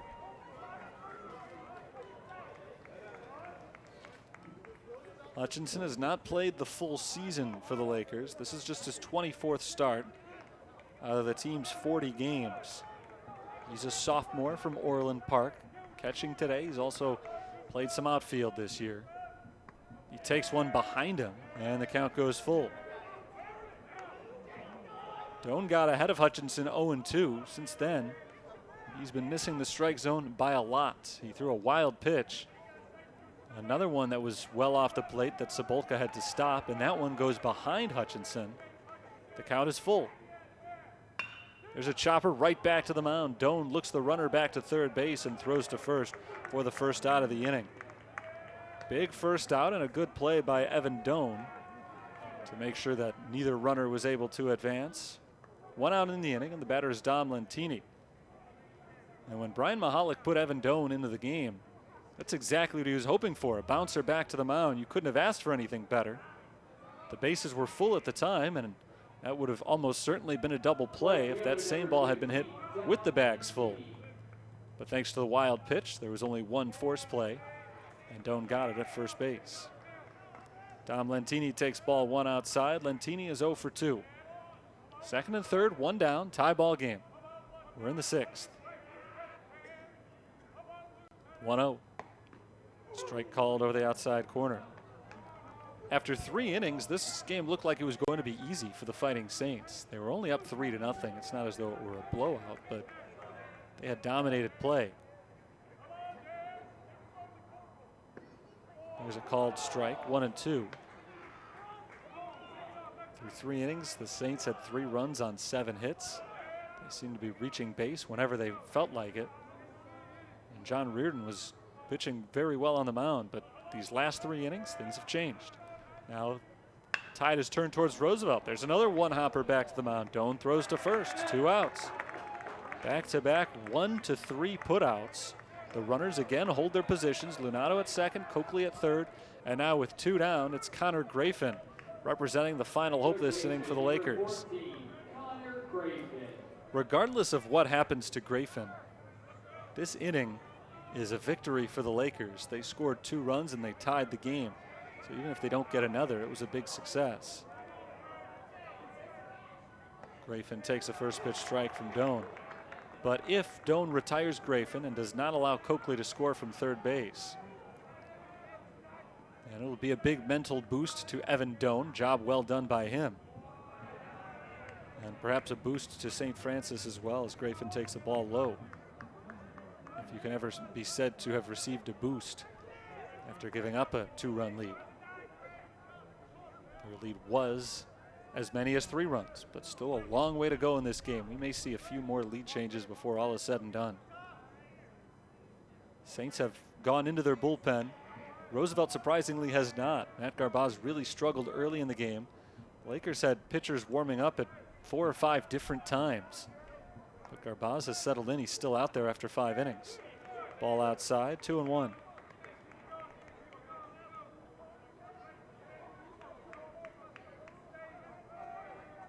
Still just one hit in the inning for the Lakers. A walk, a hit batter, and an error have helped them out, as has a wild pitch. There's a strike over the outside corner, 2-2. Evan Doan, since coming into the ball game, has faced two batters and gotten them both to ground out. Now he's trying to make it 3 for 3. The count is 2-2 on Connor Grafin. Grafin does not chase that sweeper low and outside. 3-2. If Grafin does reach base and keep the inning going, Matt Marrera will become the 8th man to bat this inning. Payoff pitch. Up high, he walked him. The bases are loaded. A Laker at every base. Coakley at third, Lunato at second. Connor Grafin is at first, and we're back to the top of the order. And Matt Marrera. Marrera has singled and walked today. He's 1 for 2. A hit would give Roosevelt the lead. Ball in the dirt. A wild pitch would give them the lead as well, but Cebulka didn't let that one get away. Did a nice job smothering that pitch in the dirt. It's 1-0.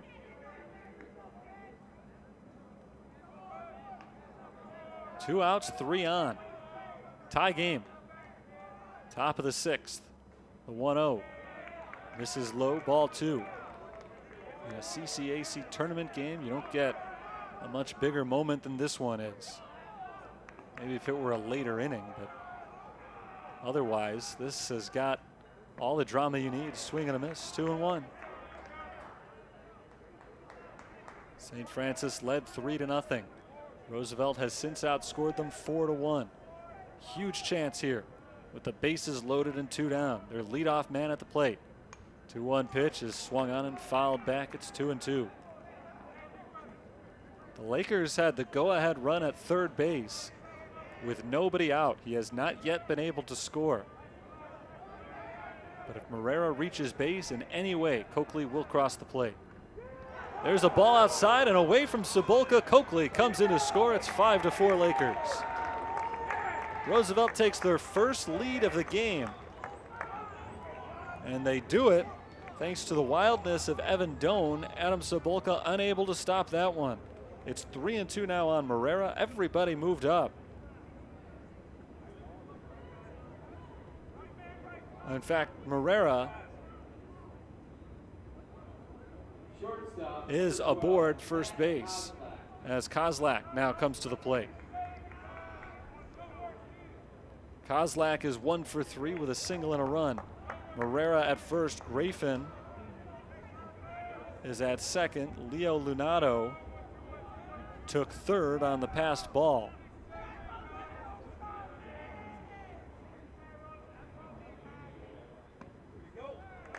Ball outside on Kozlak. Count is 2-0.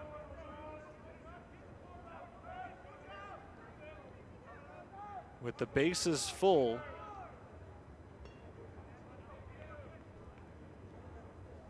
Doan can't afford to fall too far behind Kozlak here, but he misses inside. It's 3-0.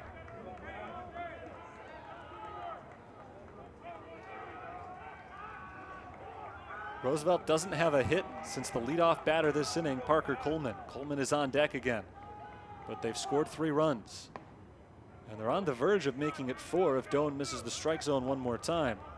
But that's in the zone, 3-1. I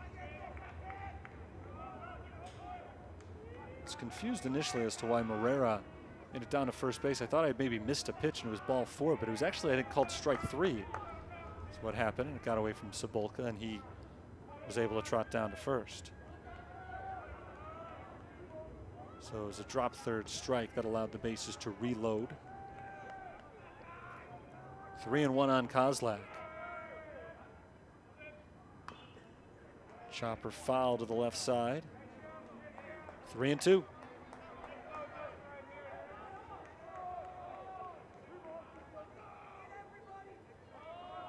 Five to 4, the Lakers lead. They've scored 3 runs in the top of the 6th. There's been a hit batter, an error, a walk, another walk, and then a drop third strike. And now Kozlak trying to become the 7th base runner of the inning. The 3-2 pitch. Swung on, grounded foul.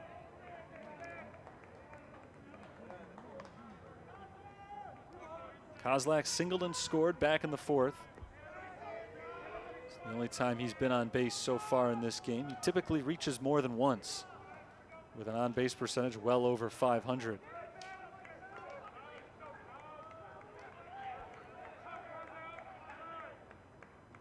Another 3-2 chopped back to the mound.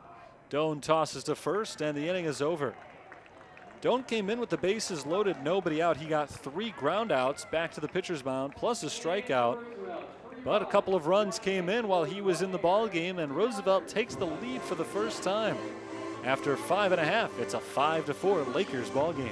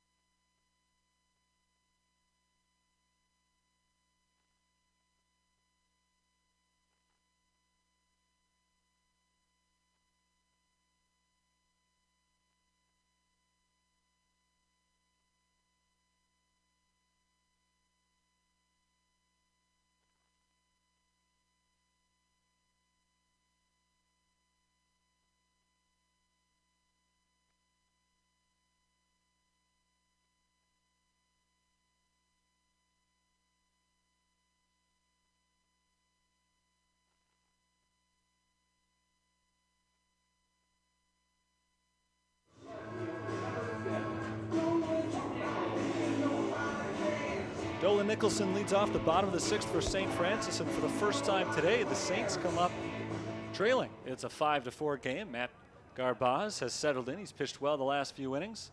We'll see how he handles a lead now as he fires strike 1 on Nicholson. Dolan is 1 for 1 with a single, a walk, and a run scored. Garbaz, the right-hander, pitching out of the windup. Elicits a foul ball back to the screen. It's 0-2. Garbaz has retired 5 consecutive batters, including all 3 men he faced in the 5th inning, and it was not an easy 3. It was the middle of the St. Francis batting order. And then in the top of the 6th, the Lakers scored 3 runs to take the lead. Next pitch bounces in. It's 1-2. It wasn't a particularly pretty top of the 6th. The Lakers just took what was given to them. The leadoff batter Parker Coleman singled. They didn't get another hit the rest of the inning, and yet they scored 3 times. Nicholson lines that one deep down the right field line and out of the reach of Dom Lentini. Nicholson around first base, heading for second as the ball goes to the wall. Lentini gets it back to the infield, but not in time to catch Nicholson at second base. A leadoff double. So that snaps the string of 5 straight retired by Garbaz. It's the 5th time in 6 innings that the leadoff man has reached base for the Fighting Saints. And Nicholson has now reached base in all 3 of his plate appearances. Adam Cebulka, for his part, is 2 for 2. A single, a double, a run scored, and 2 RBIs. He may not get a chance to go 3 for 3. This could be a bunting spot for Cebulka here. They let him swing away, and he misses on the first pitch for strike 1. 5 runs, 6 hits, and an error for the Lakers. 4 runs and 9 hits, 1 error for the Saints. Cebulka steps out of the batter's box. Cebulka's had a big day at the plate. A costly mistake last inning defensively when his passed ball allowed a run to score. However, he's also made some pretty big stops behind the plate as well. Ball 1 outside. The count is even. The Lakers scored 2 in the 4th, 3 in the 6th. The Saints have scored 2 in the 2nd, 1 in the 3rd, 1 in the 4th. And now they've got a man in scoring position with nobody out in the bottom of the 6th inning. Cebulka pops it up. Shallow center field. Parker Coleman comes sprinting in, but that'll stay on the infield, actually. Second baseman Matt Morera makes the grab for out number 1. So an infield pop-up knocks out Cebulka. 1 away in the inning. Nicholson's still at second base, and it's the number 9 batter, Bailey Schultz, stepping in. Schultz is 0 for 1 with a strikeout. Dropped down a sacrifice bunt his last time up.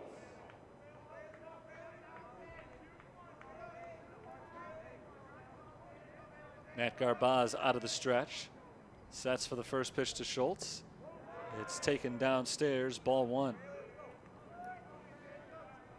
For all the offense we've seen in this game, and we've got 9 runs on the board, not yet through the 6th inning. There have been plenty of opportunities left on the base paths as well. St. Francis doesn't want to turn this into another one of those. Ball low, 2-0. They've stranded 5 runners through 5 innings. Roosevelt has left on 6 in 6 innings.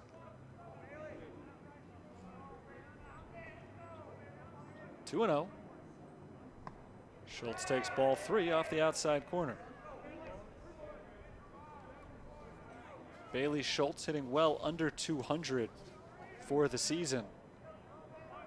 But he's a patient hitter. He's drawn 15 walks. His on-base percentage about 125 points higher than his batting average. And he takes another ball 4 here. It's a 1-out walk, a 4-pitch free pass issued by Garbaz. They're at first and second with 1 out. Steve Markey is walking out to the mound. That may be all she wrote for Garbaz.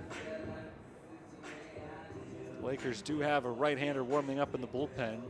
Jordan Michaeljuski has been up a couple of times today. In fact, he's the one who's been up almost every inning in the ball game, starting in the 2nd. So we'll see if they do elect to make the change here. It's actually the pitching coach T.J. Merrick on the mound. Actually, I take that back. It is Steve Markey. Markey wears number 13. The assistant coach T.J. Merrick wears number 31. So I'm not dyslexic, but still addle-brained. Get myself confused. It was the manager, Markey, but he was not out there to make a change, just trying to talk some strategy with Garbaz and company. The leadoff batter, Travis Schoonover, at the plate. Schoonover swings the first pitch and flies it into shallow left center.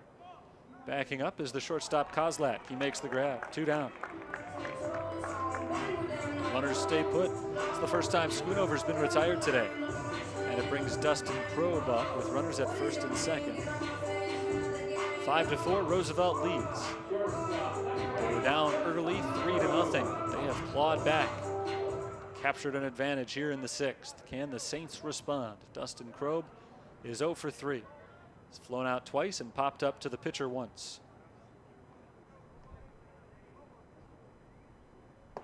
Strike 1 called. I was thinking Garbaz may be nearing the end of the day after Steve Markey came out to talk with him a few minutes ago. But Michael Lejewski, I don't know how much he's got in him. Michael Lejeski, that is. Ball outside. Nice grab by the catcher Hutchinson. 1-1. Michael Lejeski's probably thrown an entire game in the bullpen. Be curious to find out who's made more pitches today. The man on the mound or the man in the pen? They're probably getting close to a point where they might not even be able to use him in this one. Ball outside, 2-1. But if Garbaz gets them deep enough, they might not have to. They can go straight to Matt Donahue, who is their ace reliever. Garbaz is 1 out away from getting all the way through the 6th inning, but he's got a 2-1 count here on Krob. Up and in, 3 balls and 1 strike. Garbaz has walked 3 batters today, including 1 this inning. One more miss of the strike zone would load the bases with very dangerous Joe McGuire waiting on deck. 3-1. Ground ball left side. Kozlak gets behind it, backhands it, and has no play anywhere. Nice job by Kozlak to get to that ball. If it had gotten by him and into left field, I think that Nicholson would have scored all the way from second on the hit. But because he was able to cover as much ground as he did, get to that ball and keep it on the infield, it's an infield hit for Crobe, and Nicholson had to stop at third. Schultz up to second base. The bags are full with 2 down for Joe McGuire. This game just gets more and more interesting. No lead has been safe. Saints coughed up a 3-run advantage, and now Roosevelt's 1-run lead is in jeopardy. As McGuire bats for the 4th time, he's 1 for 3 with a single and a run today. He takes a ball up and in, 1-0. Crobe's at first, Schultz is at second, Nicholson is at third. They reached respectively on a single, a walk, and a double. 1-0 pitch. McGuire takes outside, 2-0. We saw this in the top half of the inning with the bases loaded and 2 outs. Evan Doan had to be very careful with his command. He ended up allowing 1 run to score on a wild pitch. Another one came home on a passed ball. Now it's 2-0 on McGuire. No room for error here for Garbaz. He's got to find the strike zone. He does, and it's popped up by McGuire into shallow right. Backing up is Morera. He comes back onto the infield and makes the grab. The inning is over. What a job by Matt Garbaz. He bent, but he did not break in the bottom of the 6th inning. St. Francis leaves him loaded. We head to the 7th, 5-4. Roosevelt on top.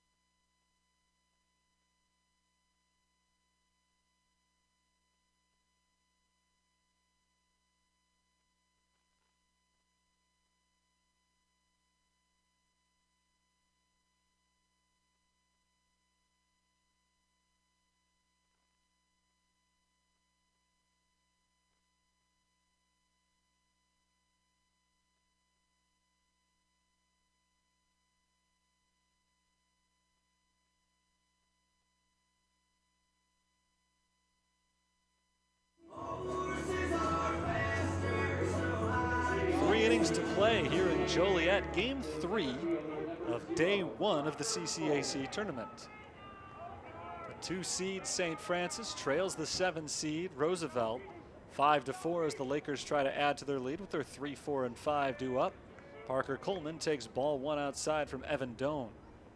Coleman led off last inning with a single and kicked off a 3-run rally for the Lakers as they took their first lead of the evening. Ball inside, 2-0. First couple of games on today's slate kept us on schedule. A couple of quick ones. The 3-6 game and the 4-5. 2-7 has slowed things down a little bit. Swing and a miss, 2-1.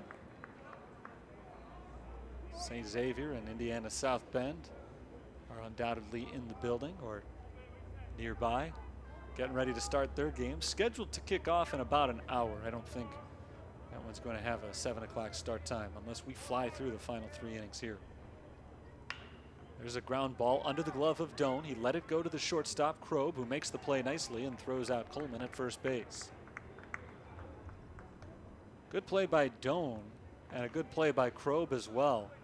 Doan really didn't have a clean play on that one. It would have been tough for the pitcher. So he had the presence of mind to pull the glove back and let his defense behind him do the dirty work. Crobe ranging to his left, gloved that ball just beside second base and threw across the diamond for the first out. Leadoff man retired. Here's Zach Taylor. Taylor foul tips the first pitch for strike one. Zach Taylor was hit by a pitch as part of that 3-run 6th inning. He ended up scoring the tying run. He fouls this one back. The count is 0-2. First time today that Taylor has batted without anybody on base. Check swing on a ball outside. They appeal down to first base, and Taylor did not go around. 1-2. Again, the winner of this game will play at 4 o'clock tomorrow afternoon. The loser plays an early morning contest at 10 tomorrow. Ball 2 on Taylor, 2-2. I guess it's hard to refer to 10 as early morning, but anytime you have a baseball game before noon, it feels very early. Ground ball right side and through the hole, a base hit for Taylor. A 1-out single for the Roosevelt cleanup batter, and that brings up their DH, Jordan Coakley. Designated hitter number 24, Jordan Coakley. Coakley is 0 for 2. Back in the 6th inning, though, he was involved in one of the key plays of the ball game. He takes strike one. With runners at first and second and nobody out, he dropped down a bunt to first base. Anthony Farron picked it up. He threw to third, and he threw it away. There's a fly ball out to left field. Dolan Nicholson on the move. Can't get there. Drops in front of him for a base hit. Back-to-back singles. Taylor advances to second base. 2 on with 1 out as the Lakers look to pull away a little bit. Zach Taylor was running on that pitch. So if he saw that ball well off the bat, he would be at third right now, but he couldn't tell initially if Nicholson were going to make the catch or not. And by the time it became clear that Nicholson would not be able to get there in time, Taylor had already committed to stopping at second base, was not able to make it all the way to third. Still first and second, not a bad spot for Roosevelt to be in as Leo Lunato takes ball 1 inside. Lunato has not been retired today. He's 2 for 2, a couple of singles, a walk, and an RBI. He chops this one down the third base line. It's a foul ball, strike one. In that 6th inning, Roosevelt got a leadoff single and ended up scoring 3 runs without another hit. Taylor was hit by a pitch. Coakley reached on that sacrifice bunt I just mentioned. The ball was thrown away, so he was able to reach on the error. And then Lunato walked. Ground ball down the third base line. That's foul once again. It's 1-2. There's another walk later in the inning. A dropped third strike. 6 base runners in the inning despite just 1 hit. They scored 3 runs, but the runs scored on an error, a wild pitch, and a pass ball.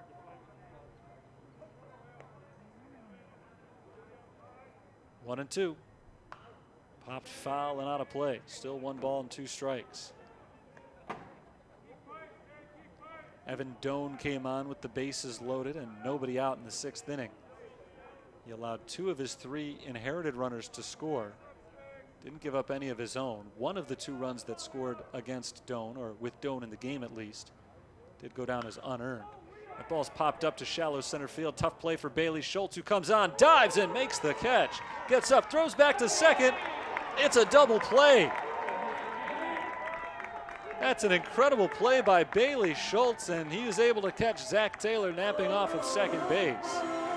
We'll see what impact that has going forward. That could be a game changer. A good run scoring opportunity for Roosevelt is erased single-handedly by Bailey Schultz's defensive effort. It's time to stretch here in Joliet. St. Francis is coming to bat trailing 5-4.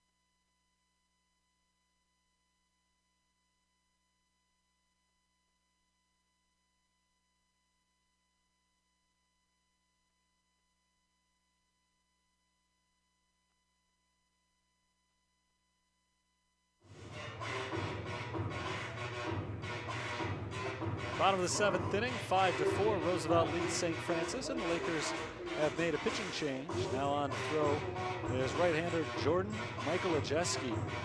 Michael Ajeski, the junior from Chicago, is on for the 8th time this year, just his 2nd relief appearance. He's 0-5 with an 8.78 ERA. He faces Anthony Farron to start things off and gets a wild swing and a miss. Farron is 1 for 3 with a single in the ballgame. Michael Ajeski has thrown 27 2/3 innings. He's allowed 33 runs, 27 of them earned on 45 hits. With 17 strikeouts and 15 walks, opponents are batting .388 against him. Farron drives that batting average a little bit upwards as he knocks one down the left field line for a base hit. Big turnaround first, but Zach Taylor did a very nice job of cutting it off down the left field line and holding Farron to a single. It could turn out to be a very big play by Zach Taylor going forward. Looks potentially like a double off the bat of Farron, but it goes as just a 1 base hit. Leadoff man reaches for the 6th time in 7 innings today. Final line on the starting pitcher, Matt Garbaz. 6 innings pitched, he allowed 4 runs, 3 of them earned on 10 hits, 2 strikeouts, 3 walks, and he stands to pick up a victory today if the score holds. Ball 1 low on Josh Tesh, who is 1 for 2 with a double and a sac fly. St. Francis has now out-hit Roosevelt 11-8, but they trail where it counts on the scoreboard, 5-4. Tesh takes the ball outside, 2-0.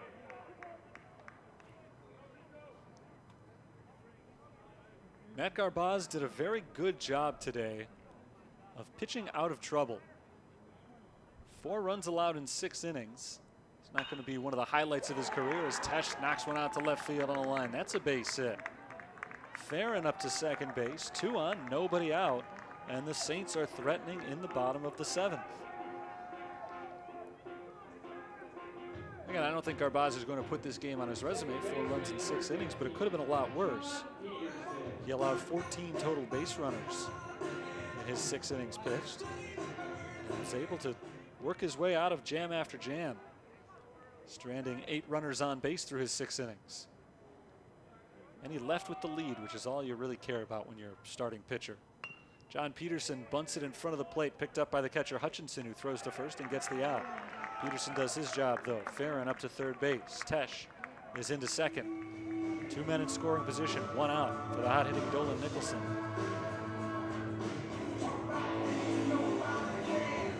Nicholson has not been set down yet today. He's 2 for 2 with a single, a double, and a walk. 1 run scored. He took play today with a .270 batting average, starting for the 25th time this year.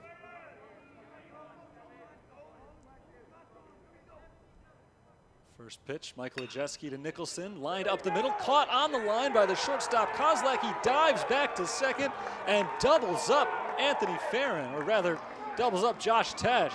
A great defensive play by Matt Kozlak, and the inning is over. The Lakers brought the infield in with runners at second and third and only 1 out.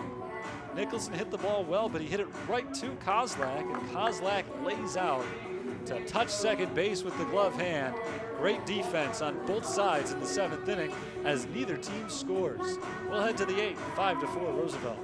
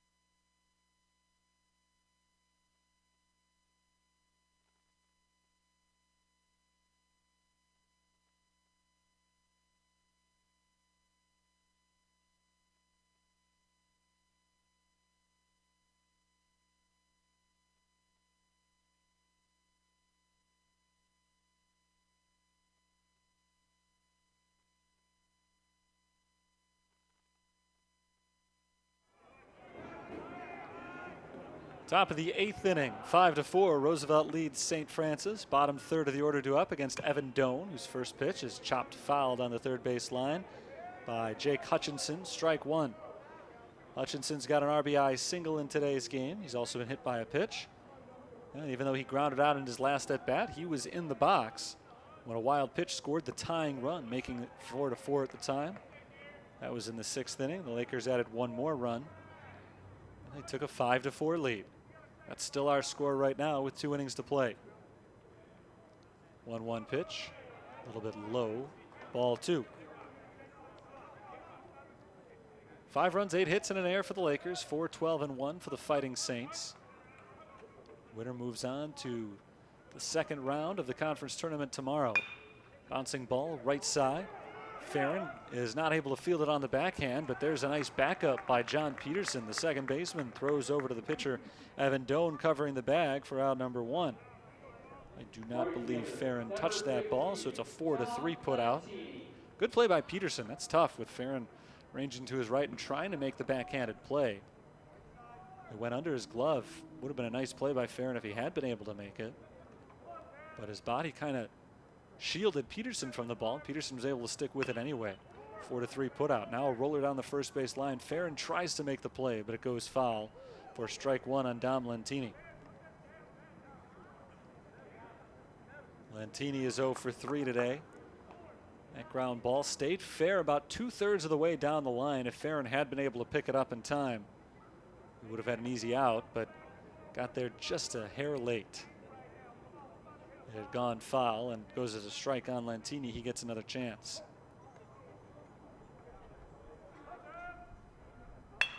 Ground ball to the left side now. Ranging to his left is the shortstop Krob. Throw to first is in time. 2 down. Nice play by Krob.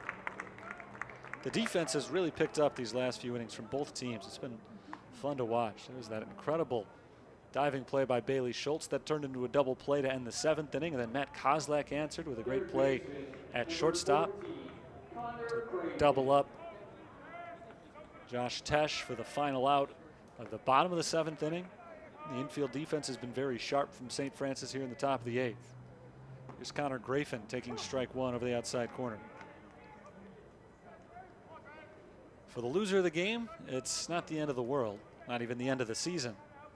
But the road to the CCAC championship becomes considerably more difficult as Grafin swings and misses. It's 0-2. The loser of this one will move into the loser's bracket and will have to win 5 games consecutively in order to win the championship going forward. Ground ball to the right side. Charging it is Peterson. He gloves, throws to first, and the inning is over. Evan Doan gets 3 consecutive ground outs off the bats of the 7, 8, and 9 hitters for Roosevelt. And we'll head to the bottom of the 8th. St. Francis will come to bat, trailing Roosevelt 5-4.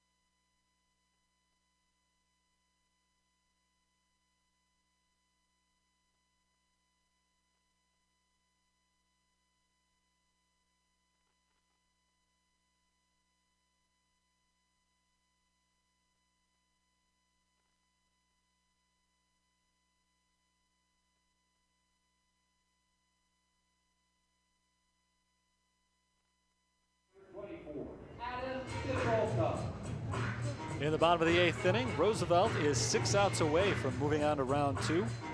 And a date tomorrow afternoon with Olivet Nazarene. They lead St. Francis 5-4. Cebulka, Schultz, and Schoonover The 8, 9, and 1 batters due up.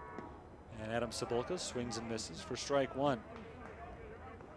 It's been the bottom of the order that's really done the most damage for the Fighting Saints today. There's 7, 8, and 9 guys. Nicholson, Cebulka, and Schultz have combined to reach base 6 times. Cebulka takes low, 1-1. Cebulka's 2 for 3, couple of RBIs and a run scored. Schultz, who's on deck, has not gotten a hit, but he has walked and dropped down a sacrifice bunt. So he's had a productive couple of at-bats as well. Fouled away by Cebulka. The count is 1-2.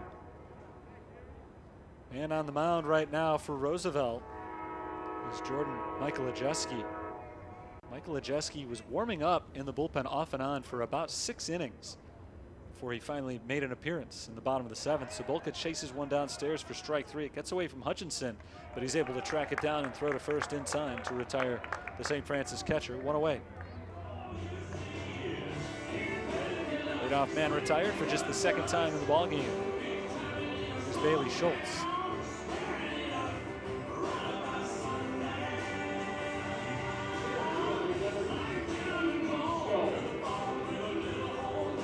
Schultz walked his last time on, trying to reach base in front of Travis Schoonover.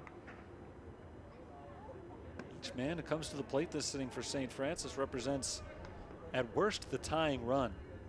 Roosevelt took the lead in the top of the 6th, and it's been tight ever since. Saints have gotten a runner to third in each of the last 2 innings, but have not scored him. Breaking ball inside, 2-0. That one really broke, though. It looked initially like it might hit Bailey Schultz, and it broke back and nearly found the inside corner. 2-0 pitch from Michael Ajeski is bounced foul to the left side, 2-1. Snaps a string of 6 consecutive balls thrown to Bailey Schultz. He walked on 4 pitches in the 6th inning. Action in both bullpens right now. Hunter Morawski is throwing for the Fighting Saints. The pitch is taken for a strike, 2-2 on Schultz. The right-hander loosening for Roosevelt is Matt Donahue, each team's respective closer. 2-2. Downstairs, ball 3. Roosevelt's just 5 outs away from a victory here. Trying to turn it to Matt Donahue, presumably in the 9th, but they may go to him a little bit earlier if they have to, if Michael Ajeski gets into some trouble in the 8th. What a win this would be for Roosevelt if they can get it. It would be really emblematic of their entire season. To start the year out 0-16, they're now knocking on the door of round 2 of the CCAC tournament. Grounded foul to the left side, still 3-2 on Schultz. And today, it seemed like they were done for early when St. Francis led 3-0, and they seemed to be dominating this game over the first few innings. The Lakers did not panic. They came right back, scored 5 runs between the 4th and 6th innings, and they've held the lead ever since. But the tying run is on base for St. Francis as Schultz takes down low and draws the walk.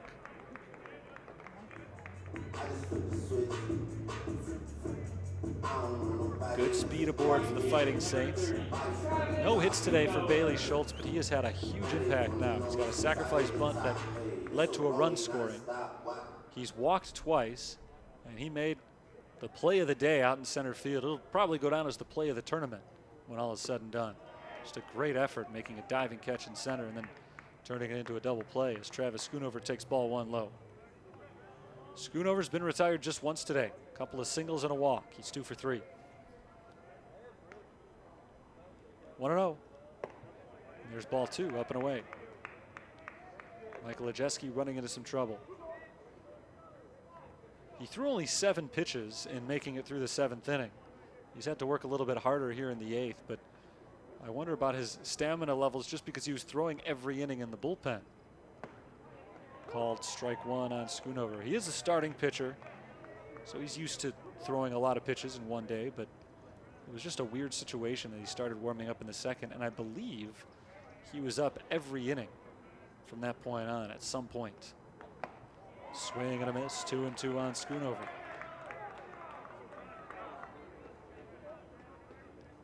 Michael Ajeski wears that green stirrups underneath his pants. Got the pant legs pulled up to the knees to show him off. Runner goes, swung on, grounded through the hole on the right side. Schultz around second. He'll make it into third easily. They're at the corners on Travis Schoonover's third hit of the ball game. And that's the second time today that Schoonover has been able to pull that exact move with the runner taking off from first base. He's been able to ground the ball exactly through the hole created by one middle infielder or the other covering second base. Back in the second inning, it was the shortstop covering second. He grounded it out to left field, and this time with the second baseman covering, he's able to ground it that way. That'll do it for Michael Ajeski. After an inning and a third, he departs. Tough spot for Donahue to enter in. Runners at the corners, one out, trying to protect a one-run lead. We'll have the exciting conclusion of this eighth inning in just a moment. 5-4, Roosevelt leads. This is round one of the CCAC tournament.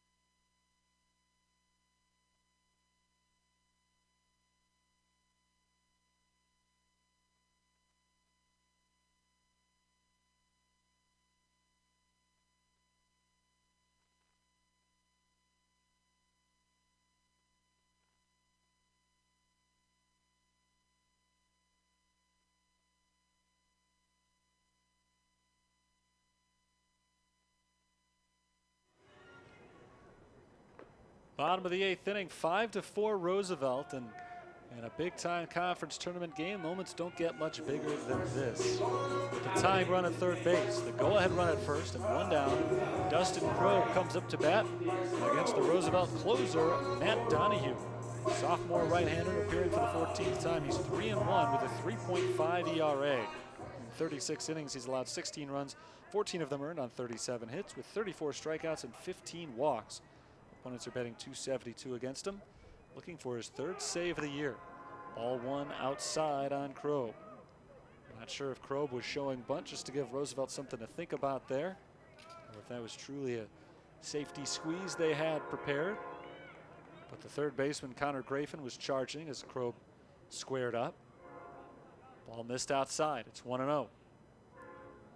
There's a swing and a foul ball back behind home plate and out of play. It's even up, 1-1. Crowe is 1 for 4 today with a single. He doesn't need a hit in this case to get the run in. Fly ball would do it. Middle infielders are looking for two. Third baseman Grafin is pinched in front of the bag. 1-1. There's a bunt. Drop down back to the pitcher. Picked up by Donahue. Throw to the plate. Not in time. We're tied at 5 and everybody is safe as Crowe takes first. Schoonover up to second base. Still just one out in the inning, and Joe McGuire coming up to bat. It was a close play at home. Bunted a little bit harder, I think, and back towards the pitcher than Crowe wanted. He wanted to push it more towards first base. Donahue had a play at the plate. The throw came in maybe a little bit high, and that allowed Schultz to slide in just underneath the tag. So we're tied at 5 in the bottom of the eighth, and now Joe McGuire will try to put the Saints back in the lead. McGuire fouls it away. Strike one. He's 1 for 4 with a single and a run scored. So I think that'll go as a sacrifice, fielder's choice, and an RBI for Crowe, and he makes it to first base safely. Schoonover's up to second. 0-1 on McGuire. He fouls it away, 0-2. Saints are looking for McGuire to give them the lead with a base hit, but As long as he doesn't ground into a double play, they've got to like their chances with Anthony Farron waiting on deck.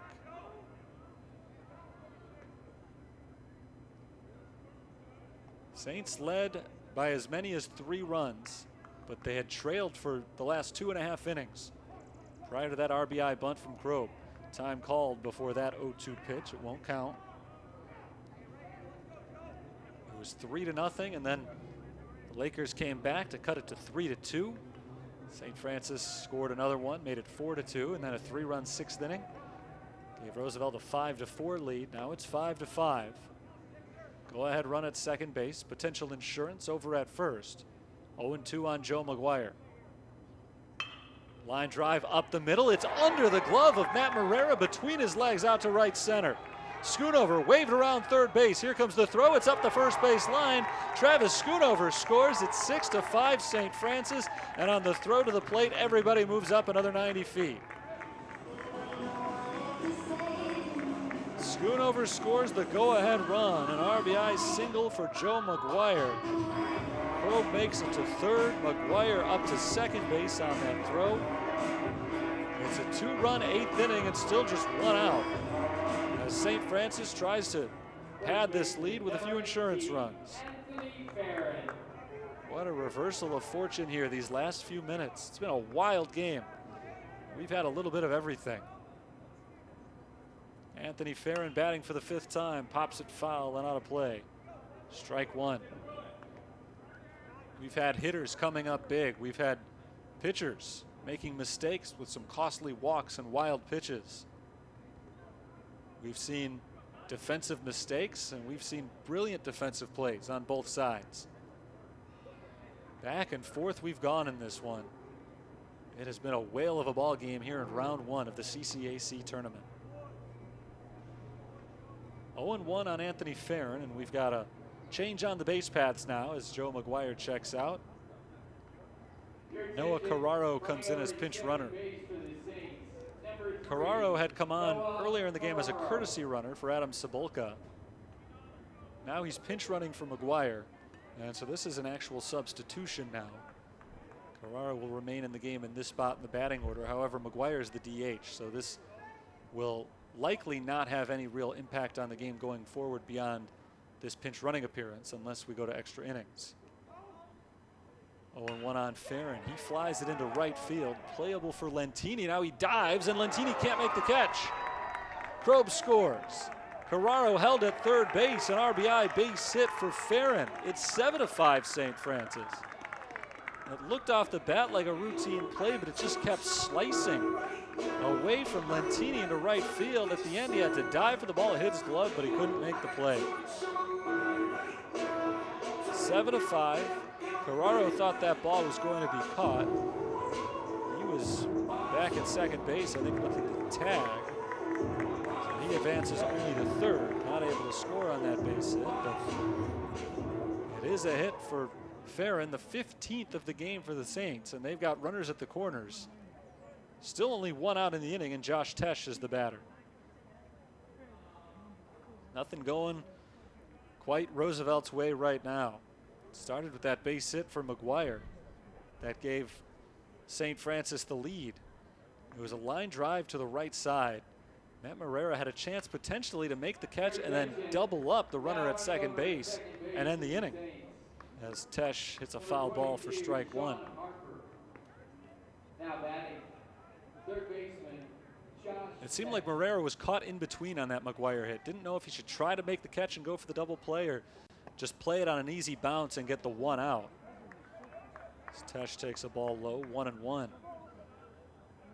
And I think maybe he overthought it a little bit because he didn't even knock the ball down. It ended up going between his legs and out to right field. Certainly not an easy play. Tesh is hit by the pitch, and the bases are loaded. Still only 1 out. Adam Cebulka struck out to lead off the inning. 6 consecutive men have reached ever since. After Anthony Farron's single, Sean Harper came on as a pinch runner at first base. So Harper is the man who advances to second on the Tesh hit by pitch. And the bases are loaded for John Peterson, who is 0 for 3 with a sacrifice bunt and a run scored today. Steve Markey is out, I think, arguing that hit by pitch, and I believe the reason he's arguing is because one of his batters early in the game, Jake Hutchinson, was hit by a pitch and was not granted first base because he leaned into it. Carlos Flores, the home plate umpire, made him stay in the batter's box, and didn't end up mattering because the next pitch hit him as well. So he ended up going down to first base anyway. Actually, it was 2 pitches later, but same idea. In this case, Josh Tesh was hit by a pitch and granted first base, and Steve Markey is arguing he didn't get out of the way either. I don't think he did get out of the way. Didn't look like he made much of an effort to move, but I don't believe he leaned into it. And that's what Carlos Flores is saying, didn't lean into the pitch, unlike Hutchinson early in the ball game. So the bases are full, 1 out. Peterson the batter. He takes ball 1 up and in from Donahue. Donahue has not done the job he typically does since coming into the ball game. He's been Roosevelt's best pitcher this year. But since entering, he's allowed 4 straight men to reach, and he's encountered a lot of bad luck as part of that stretch. Ball inside, 2-0. First man reached on a bunt. The throw came home, and Schoonover was able, or rather Schultz in that case, was able to score just ahead of the tag on the bunt. And McGuire singled through the legs of Morera. A called strike, 2-1 on Peterson. Farron hit a fly ball that potentially could have been caught by Lentini, but just kept twisting down the right field line and in and out of the glove of Lentini on the dive. And then Tesh was hit by a pitch on a ball that didn't miss the strike zone by all that much, inside, and Tesh just stood in there and took it. As Peterson swings through strike 2. The count is even. 2 balls, 2 strikes, 1 out, bases full. Saints lead by 2 in the bottom of the 8th. Ball downstairs, the count is full. And this would be disastrous for Donahue if he ended up walking Peterson, especially with the hot-hitting Dolan Nicholson on deck. Donahue needs an out. The 3-2 pitch. Bouncing ball fouled on the third base line. Count still full. Olivet Nazarene is waiting to take on the winner. For a while, it looked like it would be a cakewalk for St. Francis, and then Roosevelt took over, and they had the inside track, leading with the bases empty and 1 out in the bottom of the 8th inning. Now St. Francis is in great position and getting greater as Peterson takes ball 4 inside. That forces in a run.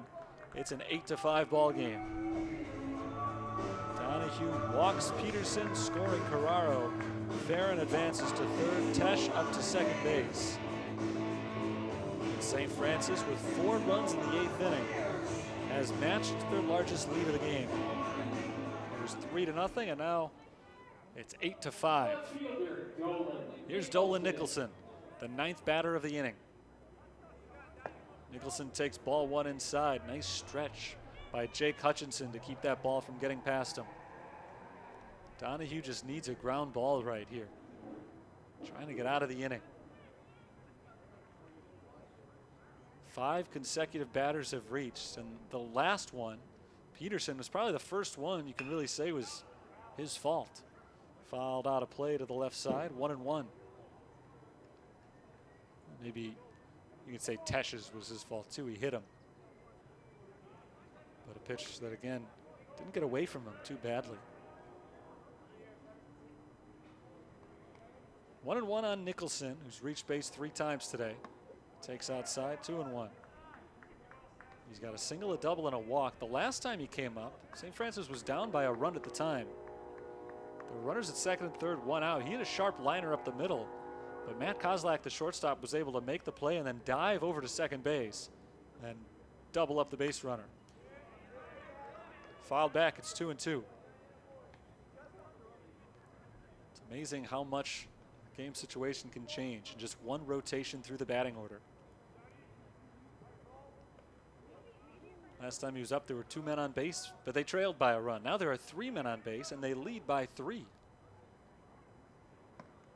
Nicholson takes a ball just off the outside corner. The count goes full. Adam Cebulka struck out to begin the inning. He stands on deck right now. Still only one out.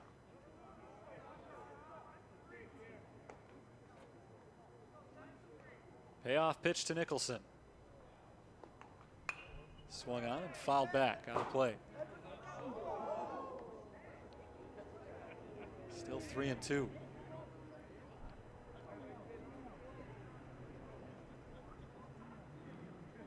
Farron's at third, or rather his pinch runner, Sean Harper, is at third after the Farron single. Tash is at second. He was hit by a pitch. Peterson at first. He walked. And Nicholson back to the dugout. He struck out. He takes a called strike 3 over the inside corner. Good pitch by Donahue. Nicholson didn't like the call, but he is the second out of the inning, and a huge second out for Matt Donahue. He's just trying to keep his team alive in this game now. When he entered, it was a safe chance. Now he's just trying to keep it close enough for his team to make a run in the 9th inning. Here's Adam Cebulka batting for the second time in the 8th. He struck out to begin the inning. Ball 1 downstairs. 2 of the 4 runs to score this inning have been charged to Matt Donahue. The first 2 were given to Jordan Michael Ajeski. 1-0 on Cebulka.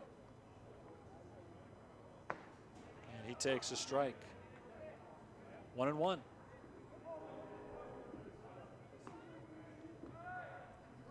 Cebulka's 2 for 4 with a double, a run scored, and 2 runs batted in. Strike over the outside corner, 1-2. Jordan Michael Ajeski came in to pitch the 7th inning. He got out of it. He allowed 2 hits and still managed to get out of it on only 7 pitches. The 8th inning has been a tad longer for the combination of Michael Ajeski and Donahue. 1-2. Cebulka drives it in the air out to left center field. It's playable. Moving over and making the catch is Zach Taylor. The inning is over. But not before 4 runs score on 3 hits. And as we head to the 9th inning, St. Francis is 3 outs away from a victory. They lead Roosevelt 8-5.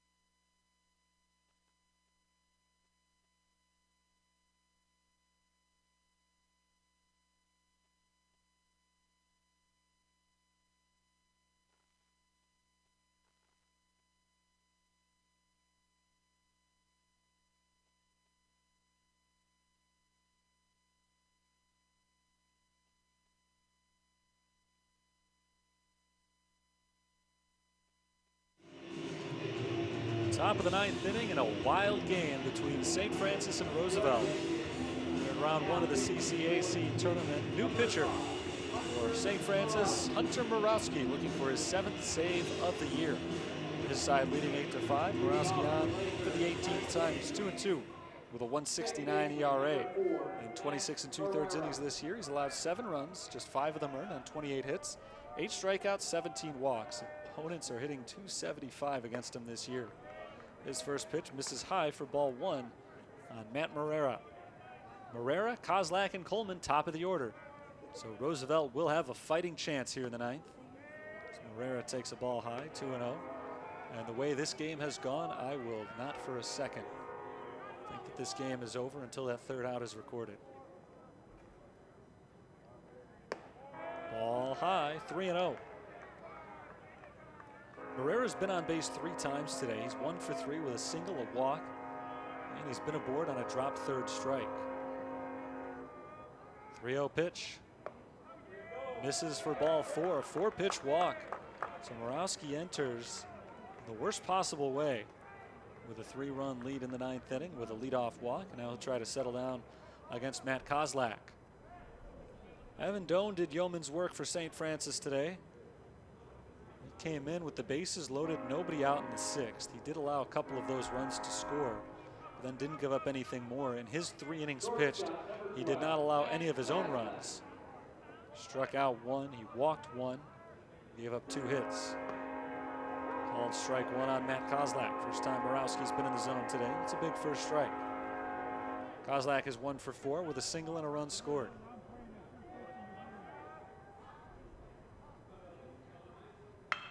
Line shot to left field. Kozlak's got a base hit.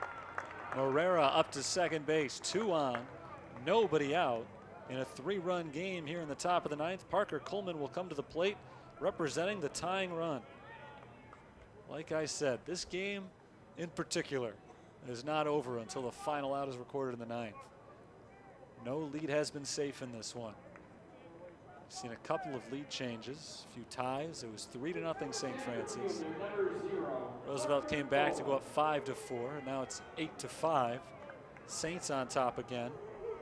But Parker Coleman's got a chance to put a dent into that lead. He's 1 for 3 with a single. He's been hit by a pitch and scored 2 runs. He was nearly hit by that pitch, up and in, 1-0. Game 3 out of 4 today. St. Xavier and Indiana South Bend, the 1 seed against the 8 seed coming up next. Scheduled to start at 7 o'clock. It'll be a little bit later than that. Inside, 2-0. Since coming into the game, Morawski has thrown 8 pitches. 6 of them have been balls, and 1 of them was smashed into left field for a single. So they have not been a particularly effective 8 pitches. He's a ground ball away, though, from potentially picking up a couple of outs and getting close to ending the inning. Instead, it's a fly ball deep left field. Dolan Nicholson backs up. He had a beat on it, and he's able to make the catch in front of the warning track. Morera tags from second and makes it into third safely.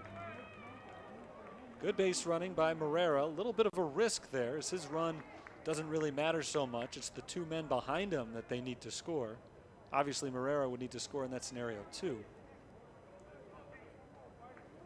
But he's able to pull himself to third base and eliminate the force at third by tagging up on that fly ball. And Coleman really hit that ball hard. He took it for a good ride to left field, but Nicholson had it the whole way.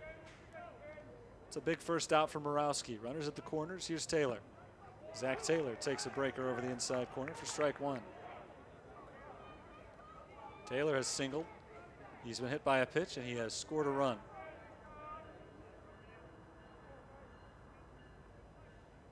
The 0-1 swung out and missed, 0-2. Saints have out-hit the Lakers 15-9 in this one. Roosevelt has left 7 men on base. St. Francis has stranded 12. There's a high fly, shallow right. Travis Schoonover comes in, gets to the spot and makes the catch. Morera tags from third base, and he'll score without a play. It's an 8-6 ball game. But more importantly is that St. Francis is now 1 out away from capturing this victory.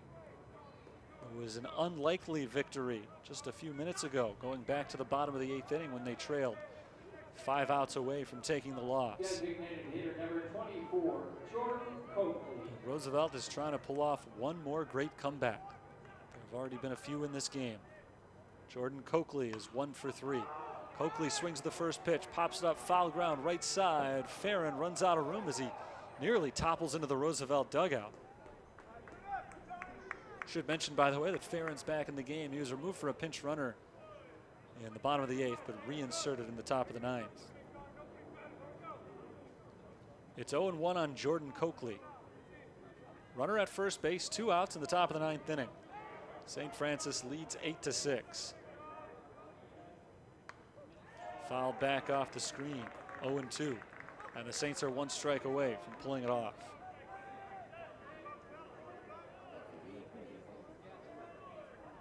First 2 batters reached this inning, but Morawski has bounced back and gotten the last 2 on fly balls. Now it's 0-2 on Coakley.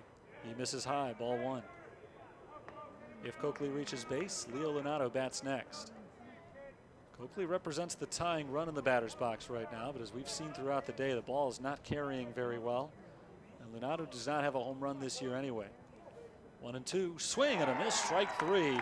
And the Saints pull it off. They beat Roosevelt 8-6 here in game number 1 of their CCAC tournament. Roosevelt had a 1-run lead with an out in the 8th inning. They seemed to be on their way to a come-from-behind victory, but instead St. Francis pulls off the come-from-behind victory to win this one by 2. And it was a thriller. A great game here today, game number 3 today, and we can only hope that game 4 turns out as well for St. Xavier and IUSB, because this one was wild. It was entertaining all the way to the final pitch. St. Francis scored a couple of early runs. They got a 2-run single from Adam Cebulka in the 2nd, and then a sacrifice fly from Josh Tesh in the 3rd made it 3-0. Roosevelt, though, got RBI singles from Lunato and Hutchinson in the 4th. It was 3-2. St. Francis back on top by 2 runs in the 4th inning when Adam Cebulka doubled and scored on a wild pitch, but Roosevelt's 3-run 6th inning put them in the lead. They scored 3 runs on just 1 hit. A wild pitch, a pass ball, and an error brought their runs home. And that 5-4 lead carried all the way into the 8th inning, but St. Francis put up 4 runs in the 8th. RBI hits from Anthony Farron, Joe McGuire, an RBI sacrifice from Dustin Crow as well. And the Saints were able to come away with 4 runs. John Peterson also had a bases loaded walk to make it 8-5, and then a sac fly in the 9th from Zach Taylor finished off the scoring for Roosevelt, but it wasn't quite enough. So the Saints come away with the victory. They'll play tomorrow afternoon, 4 o'clock against Olivet Nazarene. Roosevelt will play tomorrow morning, 10 o'clock against St. Ambrose. They're in the losers bracket. They're not done yet, but they'll have to win their next 5 games to capture this tournament. St. Francis is in the winners bracket now, and they are now potentially just 3 wins away from a conference championship. Another good one coming up. St. Xavier, the 1 seed, IUSB, the 8 seed. That game will probably kick off around 7:20 or so, 7:20, 7:25, right around that area. And that'll wrap up the day with 4 more games coming up tomorrow. That's going to do it for this one, though. Thanks for tuning in. Until next time, this is Terry Bonadonna signing off from Joliet, Illinois, at Route 66 Stadium. The Saints beat the Lakers 8-6. Talk to you next time.